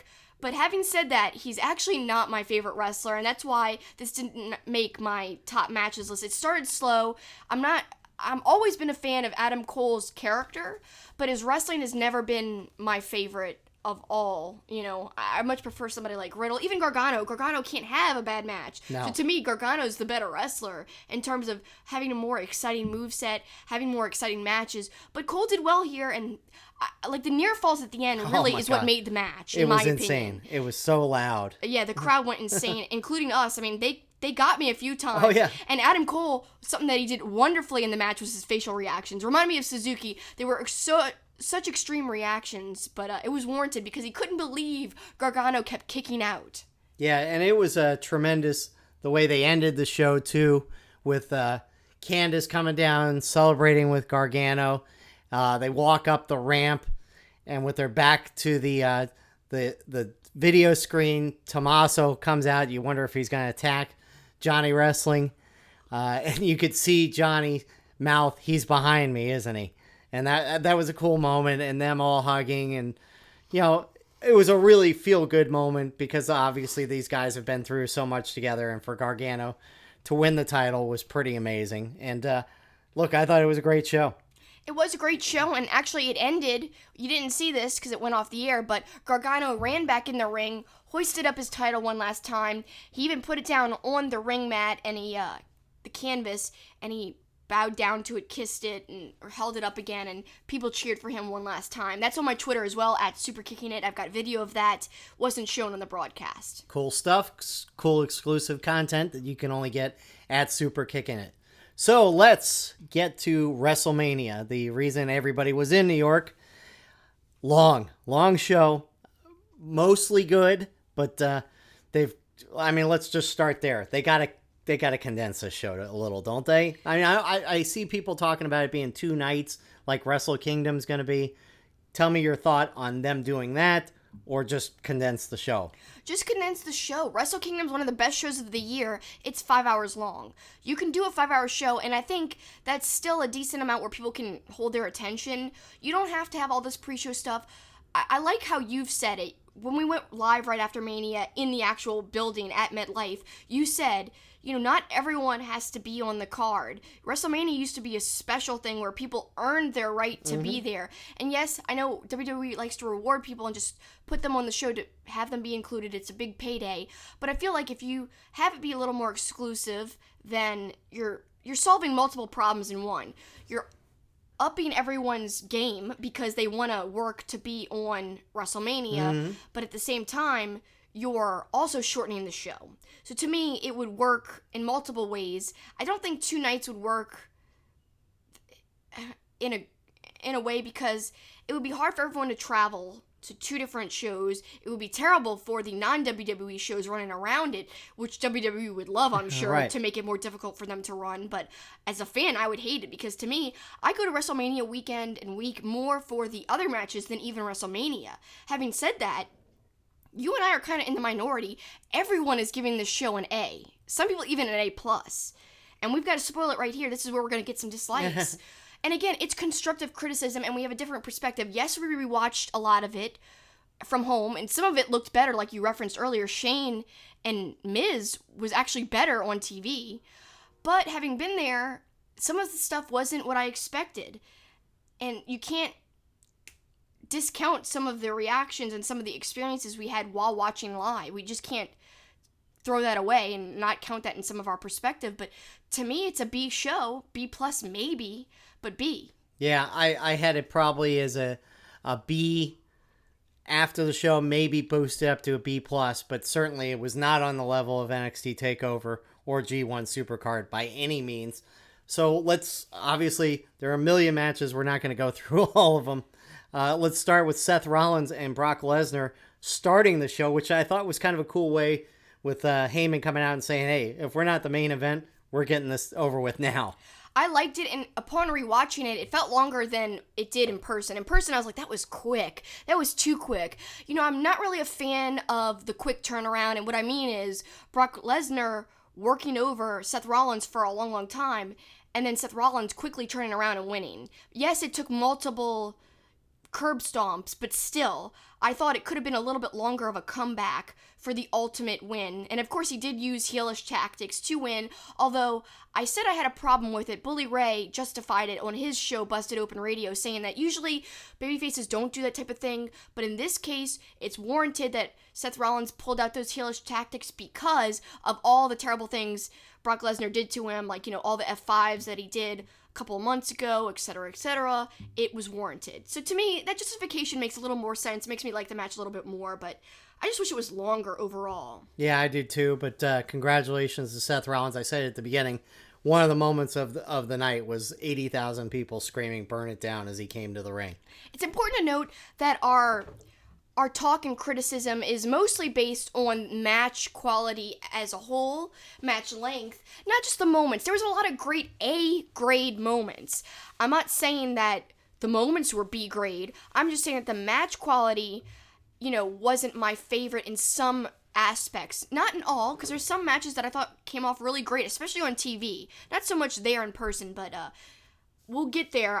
I'll have a lot to say about Batista and Triple H that I thought was much better than a lot of people are giving it credit for, but let's continue on in order. Well, yeah, and this is the one that, to me, capsulated that I didn't appreciate this match at all live, Orton and AJ Styles, because there was a huge distraction in the crowd. You can kind of hear it as we went back and watched it on the broadcast. WWE had these bright yellow lights that were shining, you know, because they wanted it to look red and yellow or orange and yellow in the crowd. But these bright yellow lights were shining directly into people's eyes. And so the whole first 2/3 of that match is the crowd, we can't see, turn the lights out. And finally they did. And it was funny because it happened right as Randy Orton was kind of hitting a key move in the show. And so it seemed like the crowd was cheering for that when they were really just cheering that they had turned the lights out. So sitting there, we didn't absorb this match at all. Not at all. I can't even tell you one thing that happened when we saw it live afterwards. So distracted by, turn that light off. I mean, it was constant throughout the match. And I know the lights were bright and terrible, but I mean, it took away from the match itself. And I hate that for the performers, but I understand because everyone paid a lot of money to be there. to see the matches, not to have a bright light shine in their face. So I understand in a way, but at the same time, it sucks for the performers. And apparently, I didn't notice this, but someone told me, they tweeted at me and said, Kelsey, did you see on Raw that Randy Orton was mocking the light situation? And I was like, no, I didn't notice that. Yeah, apparently he did that actually on SmackDown. I'm sorry, on SmackDown, that's what I meant. But yeah, it was certainly distracting, and it took away from our enjoyment of the match and watching it back on TV. It was a much better match.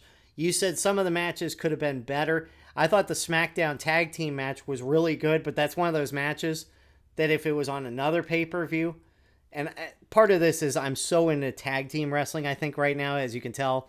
You know, my top 2 matches of the weekend were tag team matches. I mean, and you love the Lucha Brothers so much. You're really into tag teams right now. So, look, there were some great moments in that SmackDown tag team match, but I think if that was the main event of a pay-per-view, that could have been a 35, 40-minute match. Because all 4 teams in that match are really good. Cesaro's swinging was insane of Ricochet. Poor Ricochet. Iddings, your friend, was like, I would have barfed all over the ring if that was me. Yeah, I mean, I counted it, and I'm not saying my count was completely accurate because obviously they're switching camera angles. Live, I thought it was like 50 times. It turned out it was about 32 times. And then Ricochet went to hit a 630.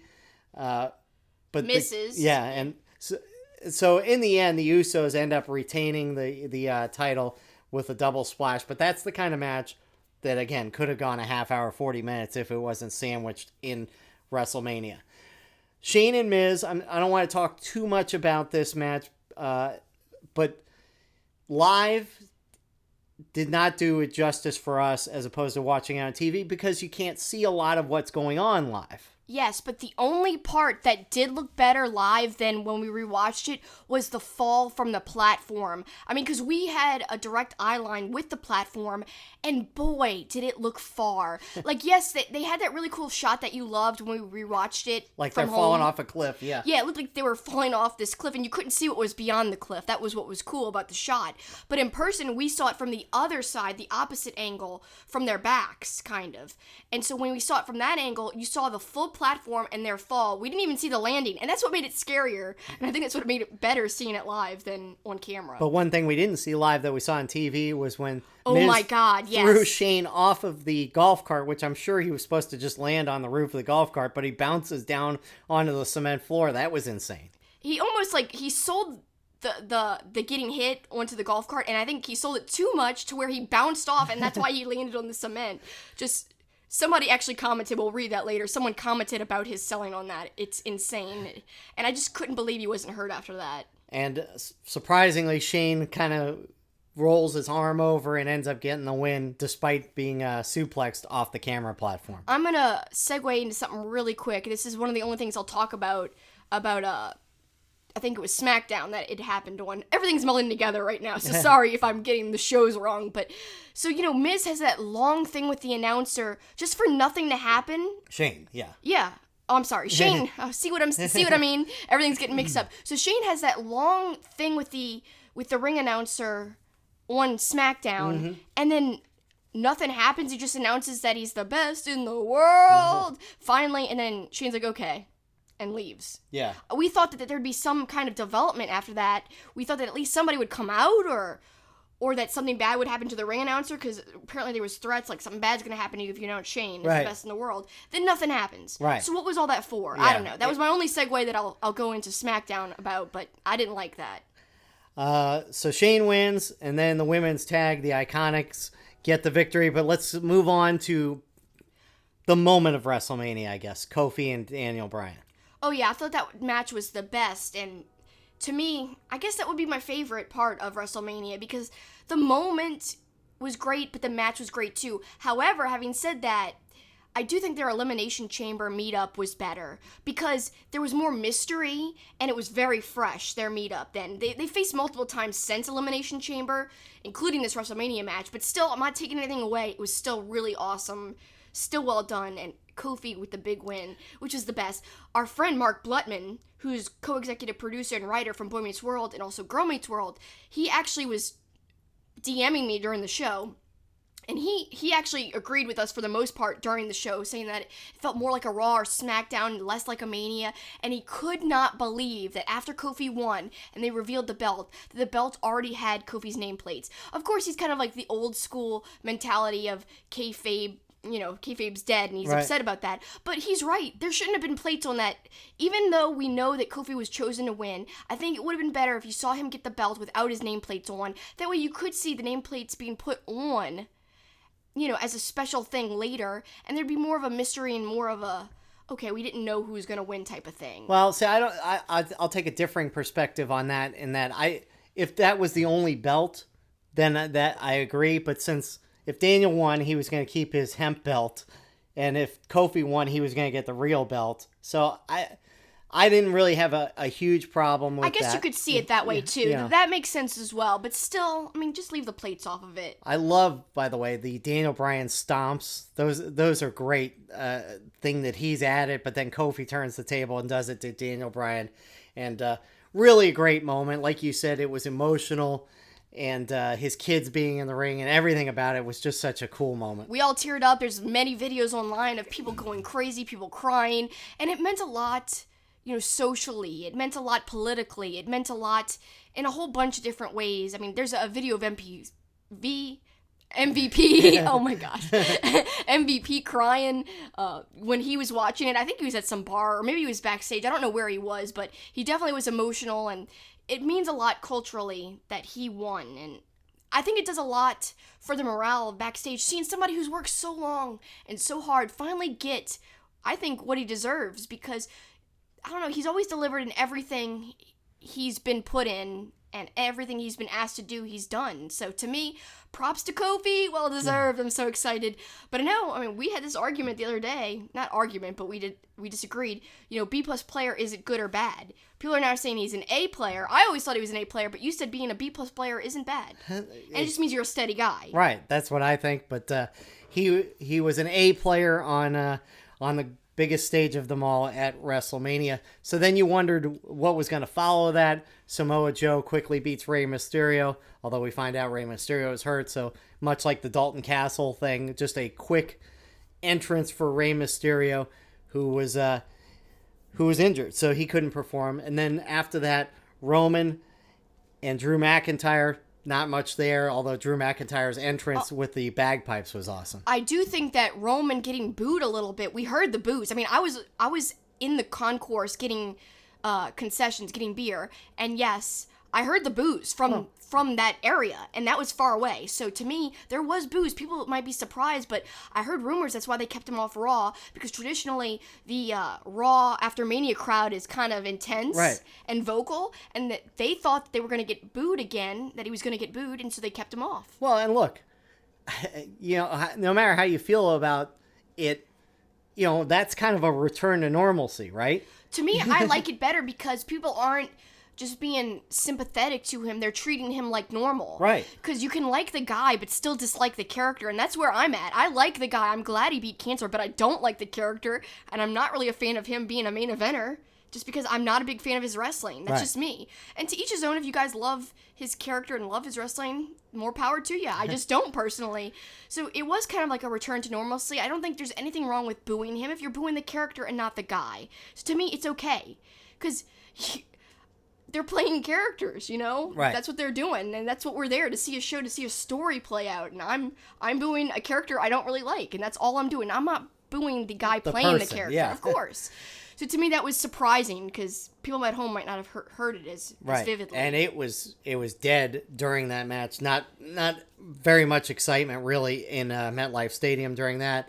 Followed by Elias, which highlighted his talent as he had his one-man band, and he was interrupted by John Cena and Thugonomics, which you used the line, funny but ridiculous. It is, but it's like, why did he return? Apparently backstage he explained why, but I didn't watch that video, so I don't know the reasoning, but I don't know.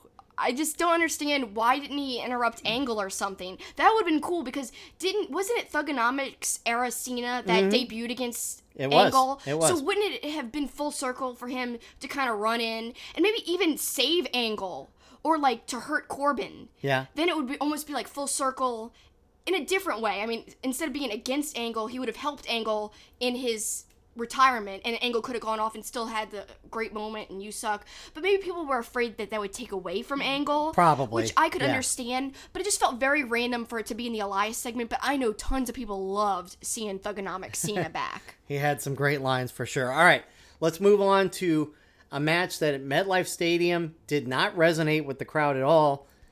But we both think that this was one of the top matches of the show. I think it's the second best match behind Kofi and Bryan, Batista and Triple H. My two favorite matches, like you said, Kofi Bryan, Batista Triple H. And actually, you know what's funny is Roush and Glenn and people, they went live after WrestleMania and they said they actually thought it was a little too long. And they're like, does Triple H have in his contract that all of his WrestleMania matches need to go at least 30 minutes? It was too long.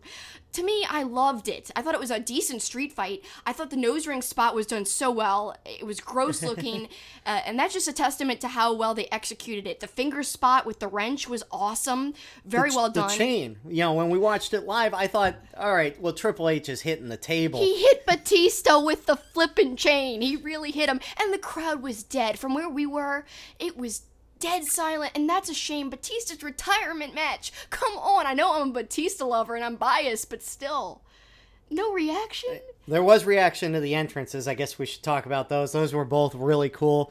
Some people are saying, well, this wasn't Triple H's best entrance, and that's fine. It probably was not. I mean, he's had so many epic ones, but they both were pretty cool. They were really cool. Like I said, I think Triple H's would have been cooler if it wasn't just a big screen behind him, and we didn't even talk about that.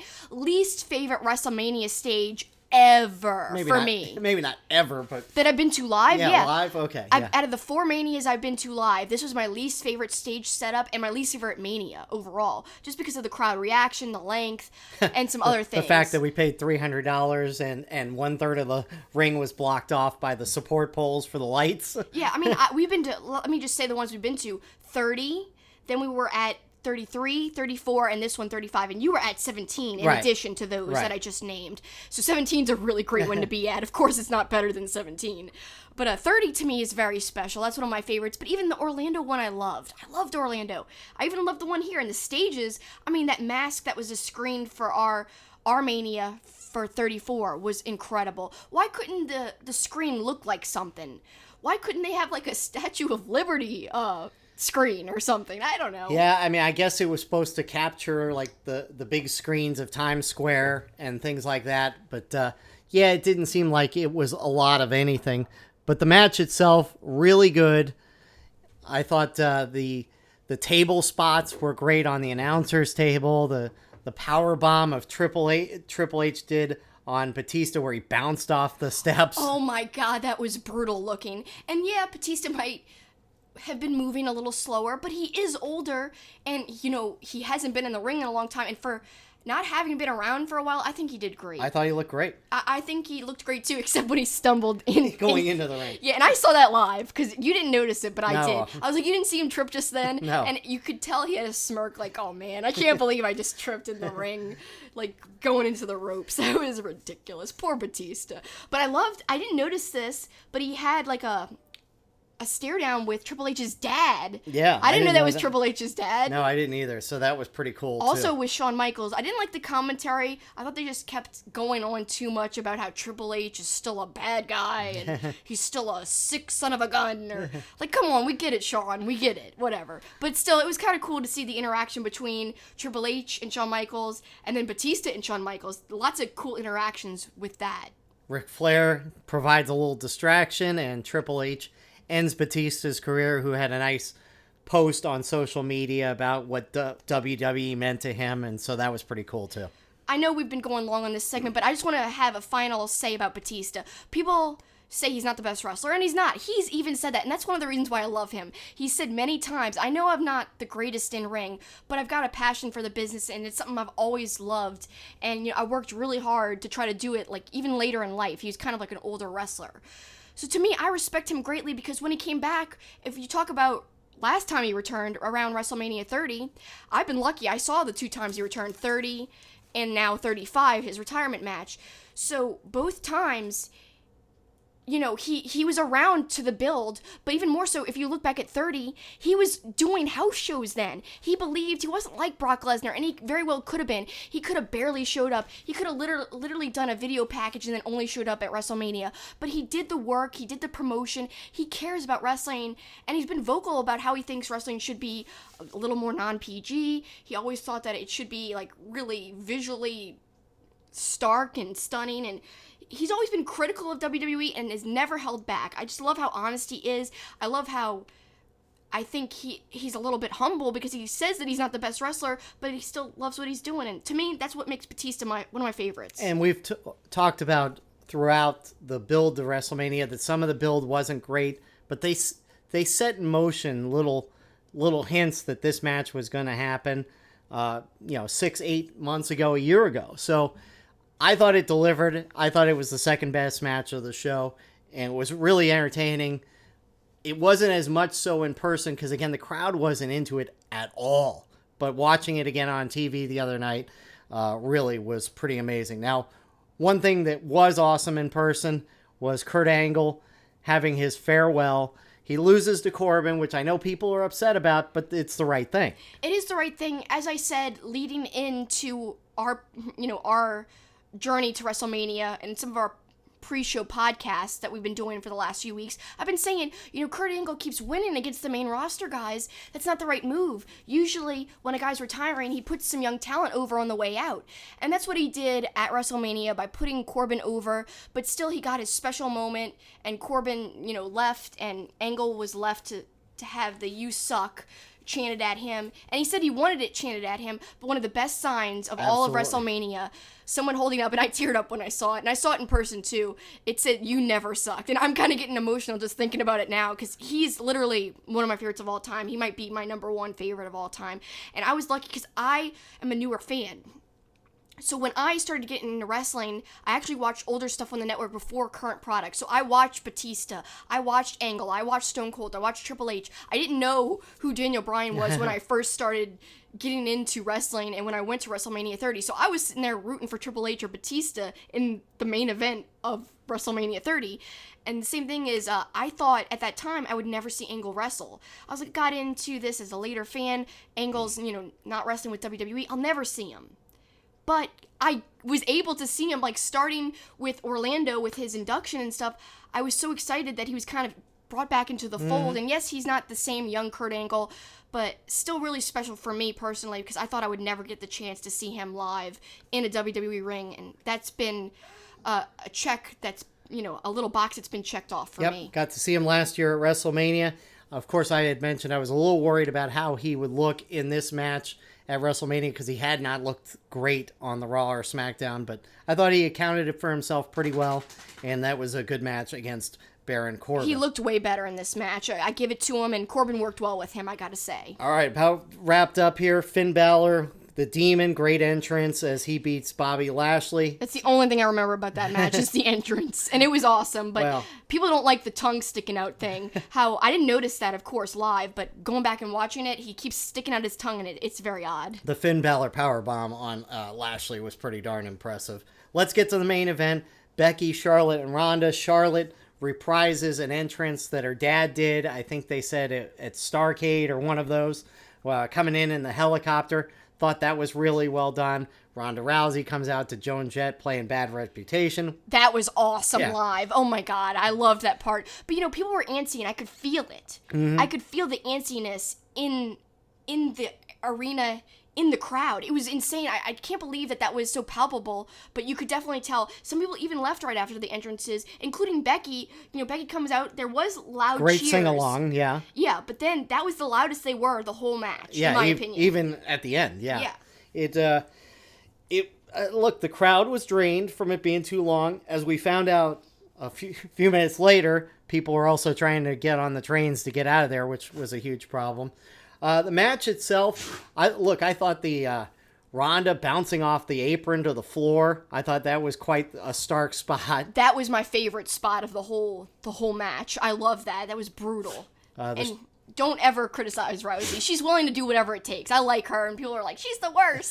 Well, when she takes bumps like that, I respect her. Charlotte doing the Spanish fly off the top rope was amazing, but the ending is the big thing. One thing I thought watching this was a match that I thought was better on TV than I thought in person. Me too, because all I could think about was leaving. Right. And the crowd. Yeah. And so rewatching it felt longer is Right. something I observed, and it felt better because I thought there wasn't that many things that felt notable, but I was wrong, because looking back, there was some good stuff. Like you said, the Spanish Fly by Charlotte with her height. Yeah. Come on, her height is so impressive that she was even able to do that. Well, and even the ending when Ronda Rousey picks up Becky Lynch live, it looked like she was really struggling to pick her up. It didn't look as bad on TV as she was using the ropes to help her up. I never really felt that bad about that, even in person. I know you had a problem with it, but I didn't think it looked that bad, even in person. And then the ending, Ronda's shoulders clearly weren't down. So I don't know if that's setting up a future showdown or if that was a mistake. I've heard that Vince quickly called for something to end the match. I heard that the ref messed up Yeah. an accident and it wasn't supposed to end that way. Because it did feel abrupt as heck. It was odd, for sure.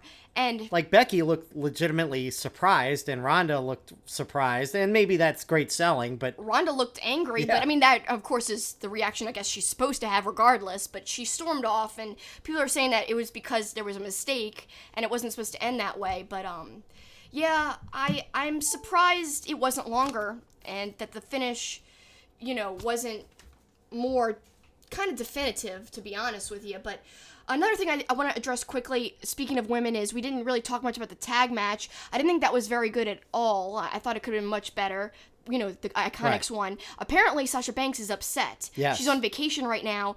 There's rumors that she wants to quit because she was promised that her and Bayley could have a long run with the tag titles and make them mean something. And apparently she was told late that they'd be losing to the Iconics. So I don't know how much this is true, how much truth there is to all this, but apparently she's not happy and she might want to leave. But they said to cool down and think about it, so that's why she's on vacation. I don't blame her. I wanted to see Bayley and Boss have a run, where they were going to face people on SmackDown and even in NXT. So I'm a little disappointed in that. We should comment before we wrap up WrestleMania. We've mentioned it a couple times, the train situation. This is a big controversy from WrestleMania, is how long it took people to get out of the stadium after. New Jersey Transit stopped running trains.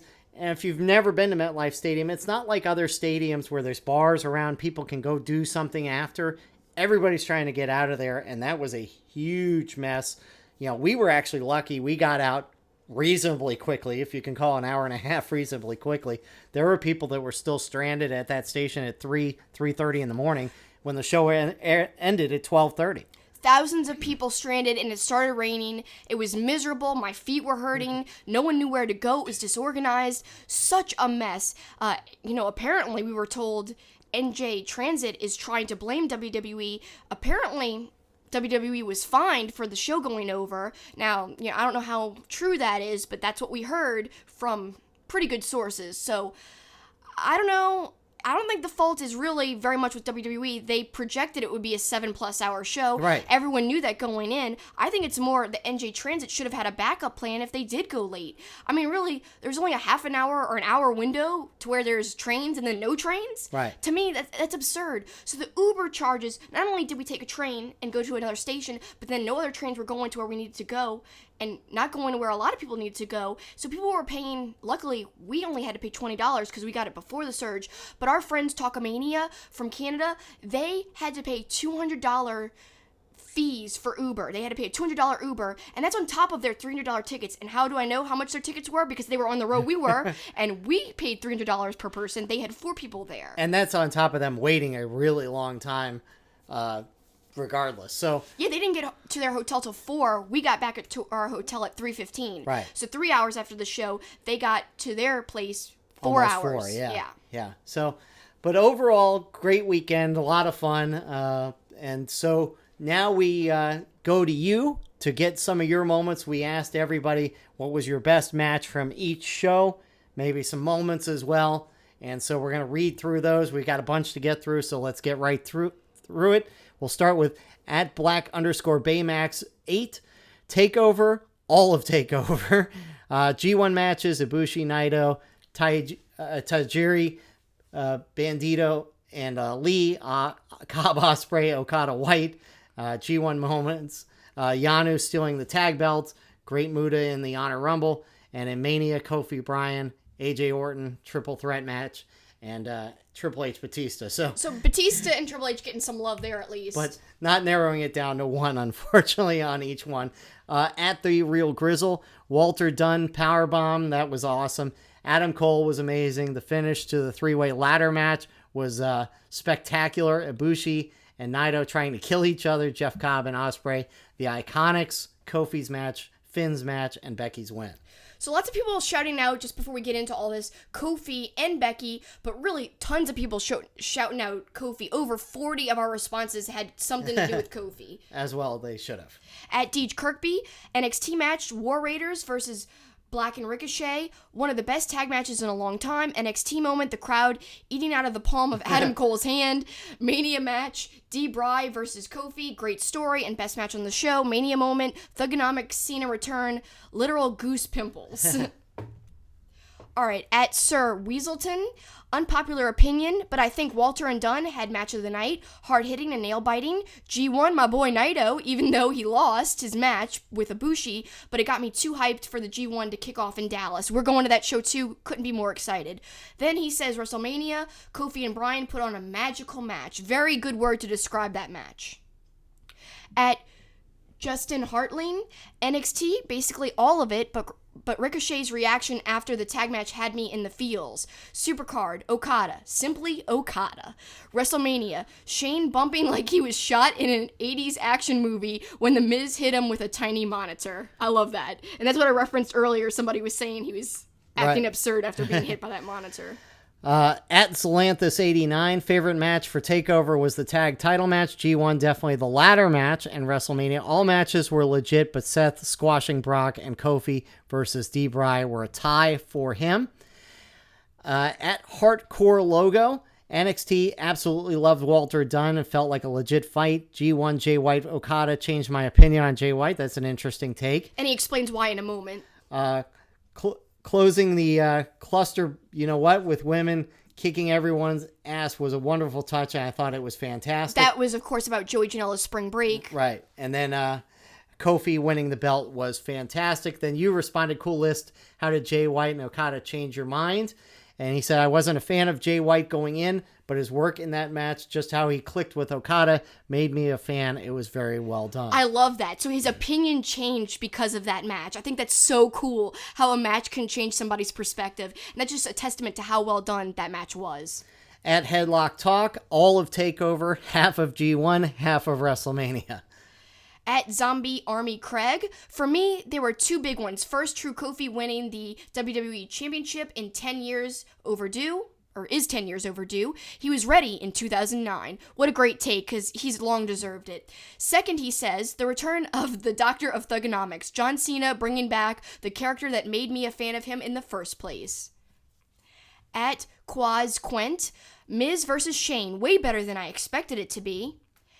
At Ashley D39106031, Kofi's win, and the moment was the highlight. Those people were crying and jumping with joy. Also, the screaming was unbelievable. Yep, we mentioned that. It was emotional. At Mr. Dose 2, I hope I'm not too late. I love seeing Yano steal the IWGP tag belts, which we mentioned we didn't even notice in person. Vintage Sublime Master Thief. I also love seeing Velveteen Dream and Riddle's undefeated streak, or end Riddle's undefeated streak. He's improved so much over the past year, and the best is yet to come. That's a very true statement about Velveteen Dream. He keeps getting better and better, but why at the expense of my boy, my bro? Oh, well, I know bro will still continue to rise in the ranks of NXT.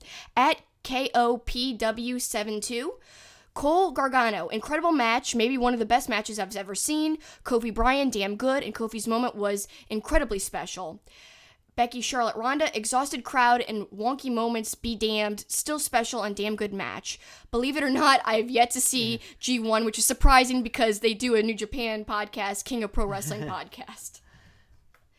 At WR_Central, I haven't watched NXT yet, maybe tonight or tomorrow. We'll see how tired I am, and boy am I tired. G1, Okada winning. Okada got one of the loudest pops I've ever heard, and one of the loudest for winning, too. And WrestleMania, of course, he says Kofi.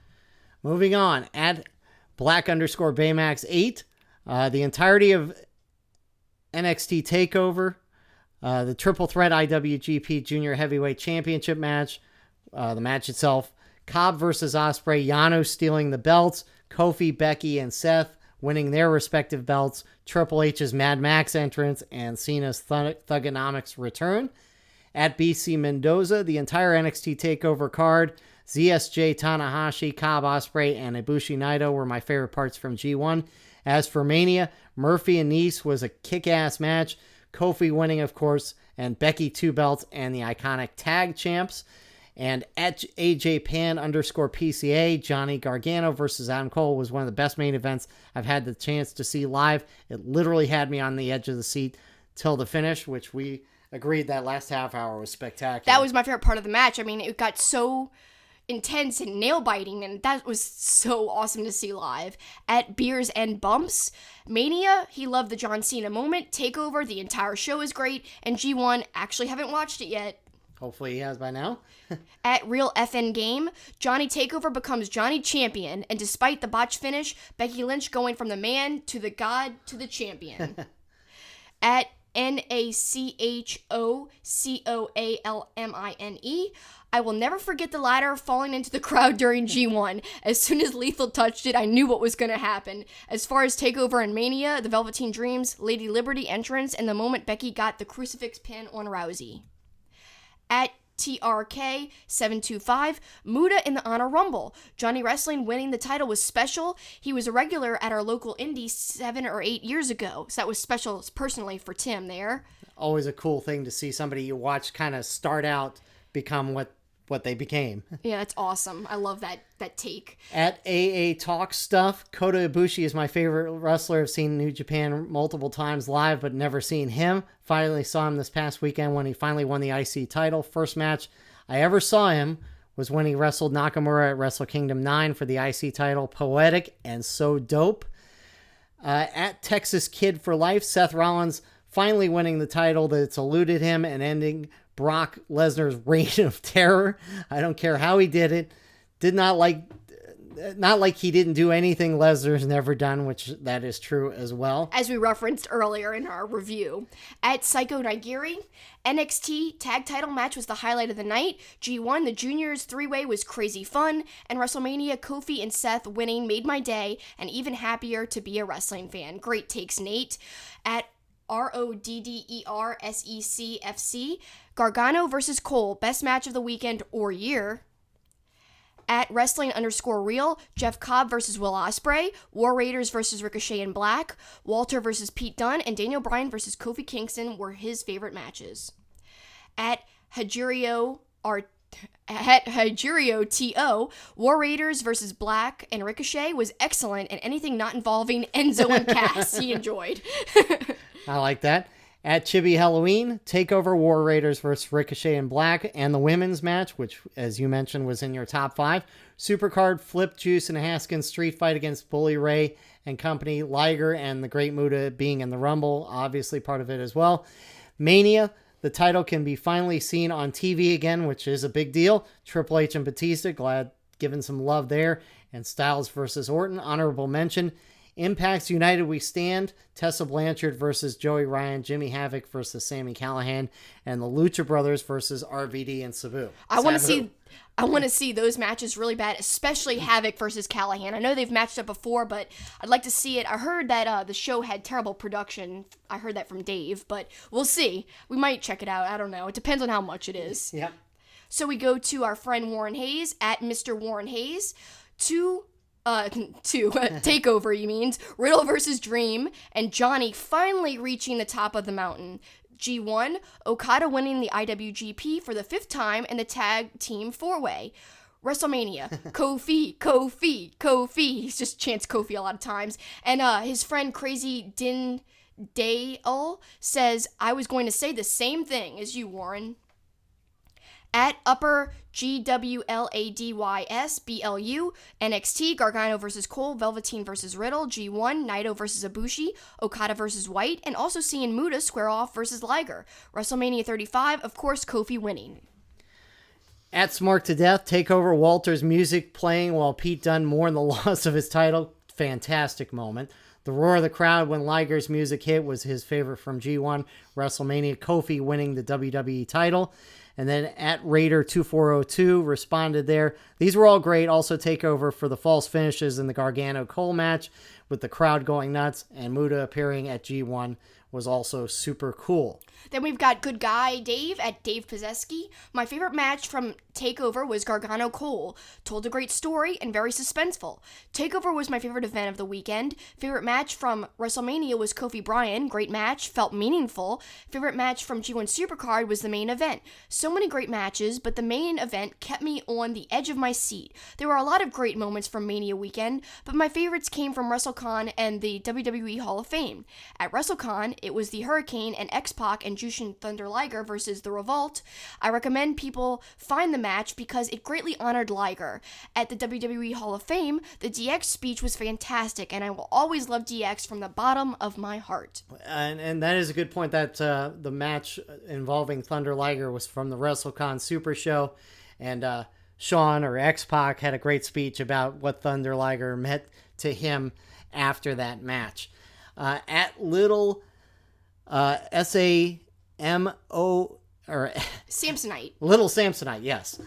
Okada versus White, first Rainmaker that landed had me jumping out of my seat. I went to 40 hours of shows, and this was my number one moment. Naito Ibushi blew some fuse in my brain because I couldn't even cheer. Just spent the whole match with my hands over my mouth. And David Starr versus Lucky Kid was his match of the weekend. 40 hours? I applaud you, my friend. That's insane. That's awesome. At J Greensy, Kelsey just found you after WrestleMania, and you are awesome. Thank you. That's really nice. Velveteen match was bananas. Kofi match number 2. At NYC_heel for NXT Takeover, Dream versus Riddle was great. I agree with you, my friend. For G1 Supercard, definitely Ibushi versus Naito. For WrestleMania, Kofi versus Bryan, of course. Like I said, tons of people mentioning Kofi, and here we have another one. Ashley at Ashley D3. 9106031. Kofi, hashtag Kofi Mania. At Dave Anderson 718. I liked Bryan versus Kofi, Adam Cole versus Gargano, and I also liked Aleister Black and Ricochet versus the War Raiders. At Stay Crossed, I got emotional when Kofi won, so did a lot of people. At Hoovian PBT, Takeover was the best of the 3. I liked all of the matches, the other 4 more than the women's 4-way. Gargano Cole was epic. Supercard was my least favorite. Oh man, come on. IWGP Junior Heavyweight match was my favorite. At WrestleMania, the match of the night for me was Kofi Bryan. All right. At Zim_is_alright. NXT Ciampa coming out at the end. G1 PCO powerbombed over the top rope to the floor, which we mentioned was one of the most jaw-dropping moments of the weekend. And WrestleMania Kofi, shout out to the Iconics. At Matt WO23, Kota Ibushi versus Naito, and Will Osprey versus Jeff Cobb were out of this world. At Project Zach, only the 3 big shows. A lot of my favorites were from the others, which is fair. We only included the 3 big shows because those are the ones that most people saw the most of, but we're glad that people went to so many of the independent shows and watched those as well. Takeover was a great all-around show. Really loved the War Raiders match. Supercard, I love Naito Ibushi, Okada White, and Ishimori Bandito and Dragon Lee. WrestleMania, I really only liked Denise Murphy and the Kingston and Bryan. Someone who agrees with us. And then he went on, and I told him he could list his other matches from the other shows. He said, I can't stop thinking about Bandito Osprey at WrestleCon Super Show. That whole show was great. The Joey Janela GCW stuff was amazing. Bloodsport was fantastic. Tessa Blanchard / Ricky Shane Page was really good. The last match from Pancakes and Piledrivers 3. Well, and you said we're going to probably go back and watch that Bloodsport match, something we're looking forward to. Suzuki versus Josh Barnett. I really want to see that for sure. At Spider 5786, Cole versus Gargano at TakeOver, Okada versus White at G1, and of course Kofi versus Bryan at Mania. Again, over 40 people said Bryan and Kofi in their answer, or at least Kofi. So at DARBMINE, loved the send-off Black and Ricochet received after their TakeOver match, Rollins defeating Lesnar in short order, the Iconics winning the women's tag belts, Kofi celebration, and Becky closing the show. Sadly didn't get to watch New Japan or Ring of Honor shows. Then at Ricky Spurs 101 pipes in, the women's match was a mess, but I did pop for the Iconics. I expected one or the other, but I'm happy to see them pull the trigger on Kofi and Becky. At MNCVKG, War Raiders entrance / respects to Ricochet and Black / Gargano finally wins. Muta in the Battle Royal, never saw him live before, never thought I would get to. Great point there, neither did I. Kofi winning, obviously, was a great moment. Numerous people in my section were legit crying. All right, let's continue on. At Slate_S42, TakeOver New York, Gargano versus Cole, Walter versus Dunn, G1, Okada versus White, and Bushi versus Naito, WrestleMania, Kofi versus Bryan, and the Doctor of Thugonomics. At Bolshoi B00ZE, Pete Dunne versus Walter. Thought the outcome broke my heart a bit. The Iconics winning the tag titles, Kofi winning the WWE title, Ryder and Hawkins, come on, love it. And the New York crowd did love that as well. At Hunter A. Yates, Cole Gargano was the greatest NXT match I've ever seen. Tag team title match was also amazing. G1 Supercard, Matt Taven winning the Ring of Honor title. Also, the entire ending sequence to Okada White was epic. You know, it's not my favorite TakeOver match because I'm a little biased. I love Sami Zayn versus Nakamura. That will always be one of my favorites of all time. You can't deny that's a great match. I've seen it over 12 times. Amazing match. Amazing. It's literally one of my top 5 favorite matches of all time. So to me, that's the best NXT TakeOver match, but I respect your opinion, and it was a great match with Cole and Gargano for sure. At NJURICAN 861, my favorite was Rollins versus Lesnar because Rollins won. At JPOCH baby, Kofi winning the title at Mania, Okada winning the title at G1, and watching Tessa Blanchard wrestle 2 times and win over the weekend. She is the future in women's wrestling. At SPOONYWAN, I kind of liked Io and Kyrie's baseball spot from TakeOver New York. Yeah, that was funny. I thought that was a really fun touch there. At ALEJOFINTEN_GNR, he just has a gif of Mrs. Dad in the ring with his fists up, and it looks ridiculous. It was ridiculous and pretty funny.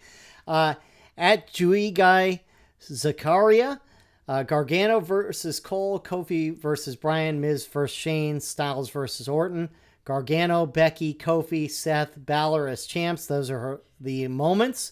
And Black and Ricochet saying goodbye was too emotional.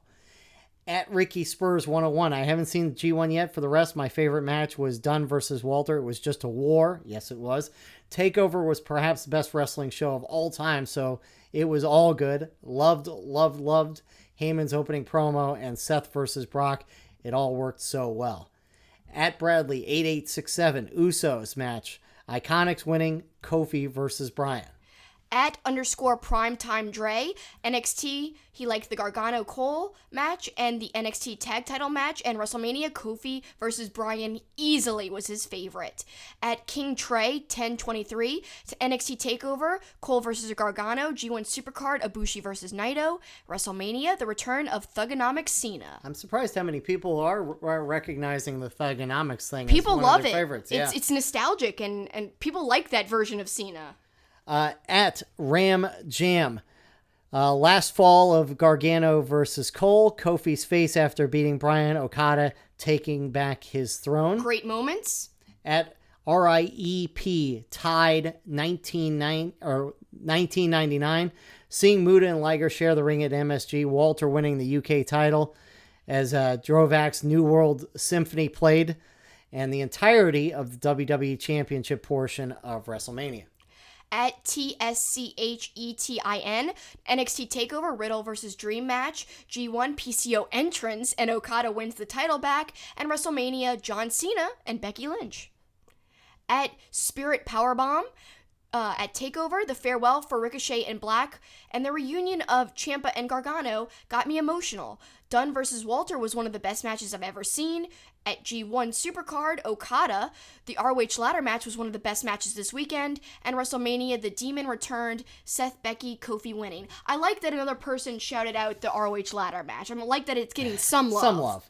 At BK, the Great One, TakeOver, Dunn versus Walter, Gargano versus Cole, Black Ricochet versus War Raiders, Riddle versus Dream. So basically every match except the women's match. Oh, I like the women's match. G1 Super Show, Osprey Cobb, Bandito, Ishimori versus Dragon Lee, Okada White, Taven Lethal Skrull, and the Battle Royal, WrestleMania, Rollins Lesnar, Kingston Bryan, and Nice and Murphy.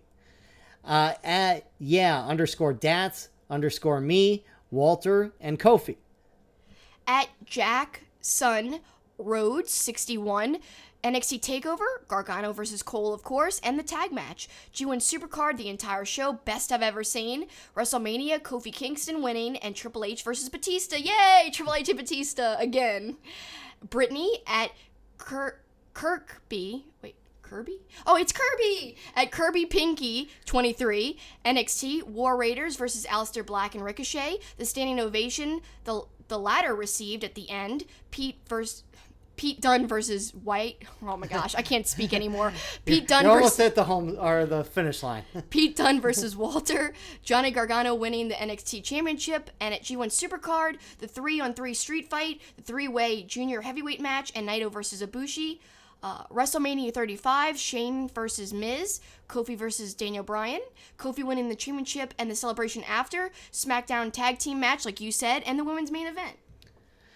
At Splatter 87, the most iconic moment was the crowning of the new women's tag team champions. My sincerest congratulations to Billie Kay and Peyton Royce, so well deserved. At OGBC Gonzo, War Raiders versus Ricochet and Black, best match of the weekend, I concur. At Man for WWE Ladies, how much of a masterpiece NXT TakeOver was. Not one match stood out because it was like the night got better and better, epic storytelling in the ring. Less is more, in my opinion, or in my view. Cole versus Gargano, the Miz Shane spot, Kofi Mania, and that's from at May and Man 1. At Joe Cook 5, War Raiders, Dash Wilder's KO Punch and Thugonomics. Of course, he's referring to the KO Punch at the Hall of Fame where Dash punched that guy who attacked Bret Hart. Rightfully so. Everyone rushed in and tried to beat him up. That dude was trash. Piece of trash. Yeah, absolute garbage. And really sad that guy tried to make the moment about him, but he got his going into the ring with a bunch of wrestlers surrounding it. At Chris DYAS81, Adam Cole versus Gargano was awesome. At Ray J's World, the ending of the Shane McMahon Miz match, the fall was crazier than Kurt Angle throwing Shane through the plate glass window. Heck yeah, Miz can do his own stunts. It's funny because that King of the Ring match he's referencing with Shane and Angle is one of my favorites of all time. It's in my top 5, but yeah, that fall was really reminiscent of something crazy like Shane going through the glass in terms of Shane taking an insane risk, especially at an older age. I can't believe he did that, and how much longer can he continue to do these insane WrestleMania spots? I'm against him doing any more. Yeah, again, it's one of those things that takes a spot away from your actual in-ring talent. As good as Shane is, we don't really need to see it on a regular basis. At PTB 1978, the Riddle Dream match was incredible. Riddle's offense is very unique and fluid. I like to see him wrestle Daniel Bryan, which is an interesting take. Dream is extraordinary. I love your take. At Matrobe 90, not just the best wrestler in the world, but also the best of the last decade. Constant MOTY candidates match of the year, of course that means. Year after year, stories are incredible. Music is incredible. Really one of the best to ever do it. And he's got a picture of Johnny Gargano. So if you're wondering who he's talking about, that is who. So at Brian Basco says, the American meme. And he's got a meme of Velveteen Dream. At HOBERTC13. From Impact, he liked the Ultimate X, didn't watch NXT except for the latter part of it, of the main event, so no opinion. From G1, both the Ring of Honor and IWGP title matches, also enjoyed the Honor Rumble. At WrestleMania, he enjoyed Randy Orton versus AJ Styles, best match for both, then Ronda versus Becky versus Charlotte. At Hunter A. Yates, again, he's saying his WrestleMania picks now. WrestleMania, seeing Kofi win the belt is a really great match. It was awesome. Also, the surprise of Rollins Lesnar being the first match was really cool. Honorable mention, seeing Ricky Morton hitting a destroyer at Joey Janela's spring break. I went crazy when it happened. Also, our good friend Jason Spann, he also told me about that. He said, you got to check it out. And we will. Last couple here at Mr. Bagshaw. Finally got around to watching some of the New Japan after talking about giving it a try for nearly a year. Loved the two matches, was totally into it.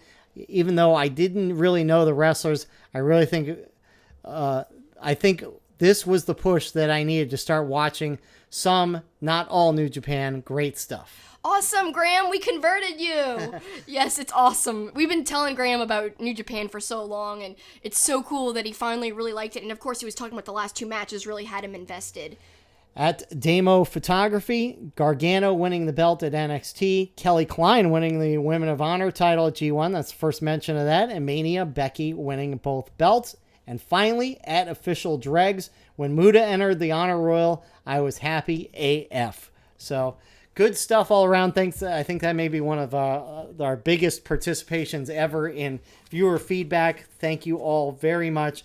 It was an amazing weekend for sure. It really was, and I liked all of the comments. I know we read all of them. We could have picked out some, but I liked how different they were. And I liked how, even though the ones that had similarities, you could see kind of like a pattern. Of course, so many mentions of Kofi, like I said. There was a lot of mentions of Becky, but there was a lot of mentions of Triple H and Batista. So I thought it was a cool survey of so many people to get their thoughts of what their favorite moments and matches were, and lots of variety, and that surprised me. You know, somebody mentioned the Women of Honor Championship, people talking about stuff from Joey Janela's spring break.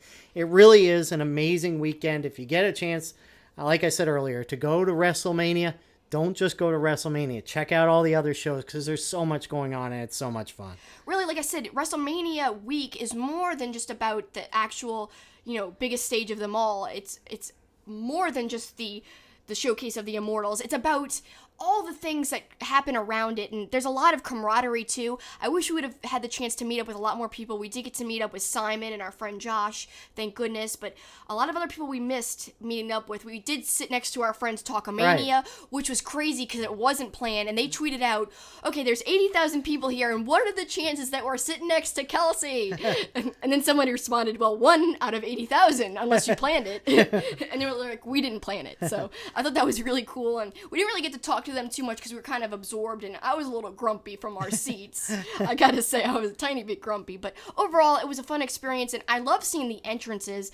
I want to take away that the entrances were awesome. And to wrap up, I think the WrestleMania discussion and a little bit of the weekend, you had a great tweet, I think, that summarized it all, and I kind of agree with everything you said. This is as we exited the show while we were waiting for the train for an hour and a half. Final WrestleMania thoughts from the perspective of being there. Seats, $300. Third of the ring blocked. Ridiculous. Entrances, amazing. Moments, Kofi, Seth, Angle, incredible. Match quality, decent but not great. Show exit to New Jersey Transit, a nightmare. And then overall, the weekend, including NXT and G1, it was awesome. So... expensive too, though. And expensive. Yes. We'll be feeling the repercussions of that. It'll be a lot cheaper in Tampa next year. I'm already feeling the repercussions now, unfortunately. All right, our longest podcast since we've been doing this, I think. So it's time to close out the show and send them home. What do you got? Well, I want to look ahead. Next week, we're going to be going to the movies. It's Two-Faced literally goes to the movies. We're going to be reviewing a couple of wrestling-themed. Some of them are documentaries, and one's a film. Of course, the film about Paige. We're going to try to check that out. So we're going to try to review all of those next week. Plus, we're going to be doing a Poppin' Wrestling Connection about TV shows recasted with wrestlers. It could be the title change, with something to do with a wrestler, or it could be you could cast a wrestler in the actual show. So. And speaking of TV shows, the final part of your interview with Mark Blutman, the producer of Boy Meets World, that will be in the show. Not a lot of wrestling content next week, so it's going to be more of an entertainment thing other than talking about the superstar shakeup. Wrestling and entertainment, Yeah. it still goes hand in hand. Oh, yeah, so, of course. Quickly, I'm going to close out the show by talking about the Raw and SmackDown after WrestleMania. Definitely the most disappointing one of those that I have seen since it really became a big thing. You know, the one after WrestleMania 30 kind of was the gold standard, where the John Cena sucks chance came and Paige debuted and beat AJ Lee. This year's incredibly disappointing. I think WWE kind of did themselves in with this because they already promoted a bunch of NXT people, so Lars Sullivan and Lacey Evans wasn't really a surprise. Yes, Undertaker was a bit of a surprise, and Sami Zayn coming back, but they kind of ruined that by showing him backstage instead of just letting his music hit. I can't believe they did that. Why not just let his music pop and like people would go crazy? But the point is, they really messed up this Raw and SmackDown after Mania because you'd already promoted the NXT guys and the Superstar shakeup is next week, so it really was kind of a letdown. You know, the signature moments were the Hardy Boys winning the tag team title and the mysterious video of this chicken bird. People think it's Bray Wyatt. Could be, probably is, but certainly reminded us a little Marty Skrull too. The umbrella on the box and then this weird chicken-looking thing where he does the chicken wing. I mean, I don't know. It was all very odd. So a couple of good moments, but overall very disappointing for the Raw and SmackDown after WrestleMania. What wasn't disappointing is the 4.5 days in New York. It was a lot of fun. I hope you had as much fun with it as I did because it was pretty incredible time. I had fun except for getting sick. I mean, like I said earlier in the show. Yeah, stop getting so close to me. You're going to get me sick. New Jersey and New York messed me up, man. It was crazy. But I did have a lot of fun, and thank you, Paul, for taking us on the trip. And that's it for us. I hope you enjoyed our really extensive recap of the week. I'd love to hear your thoughts. Tweet at me. Tweet what you thought. And that's it for us. That's the finish.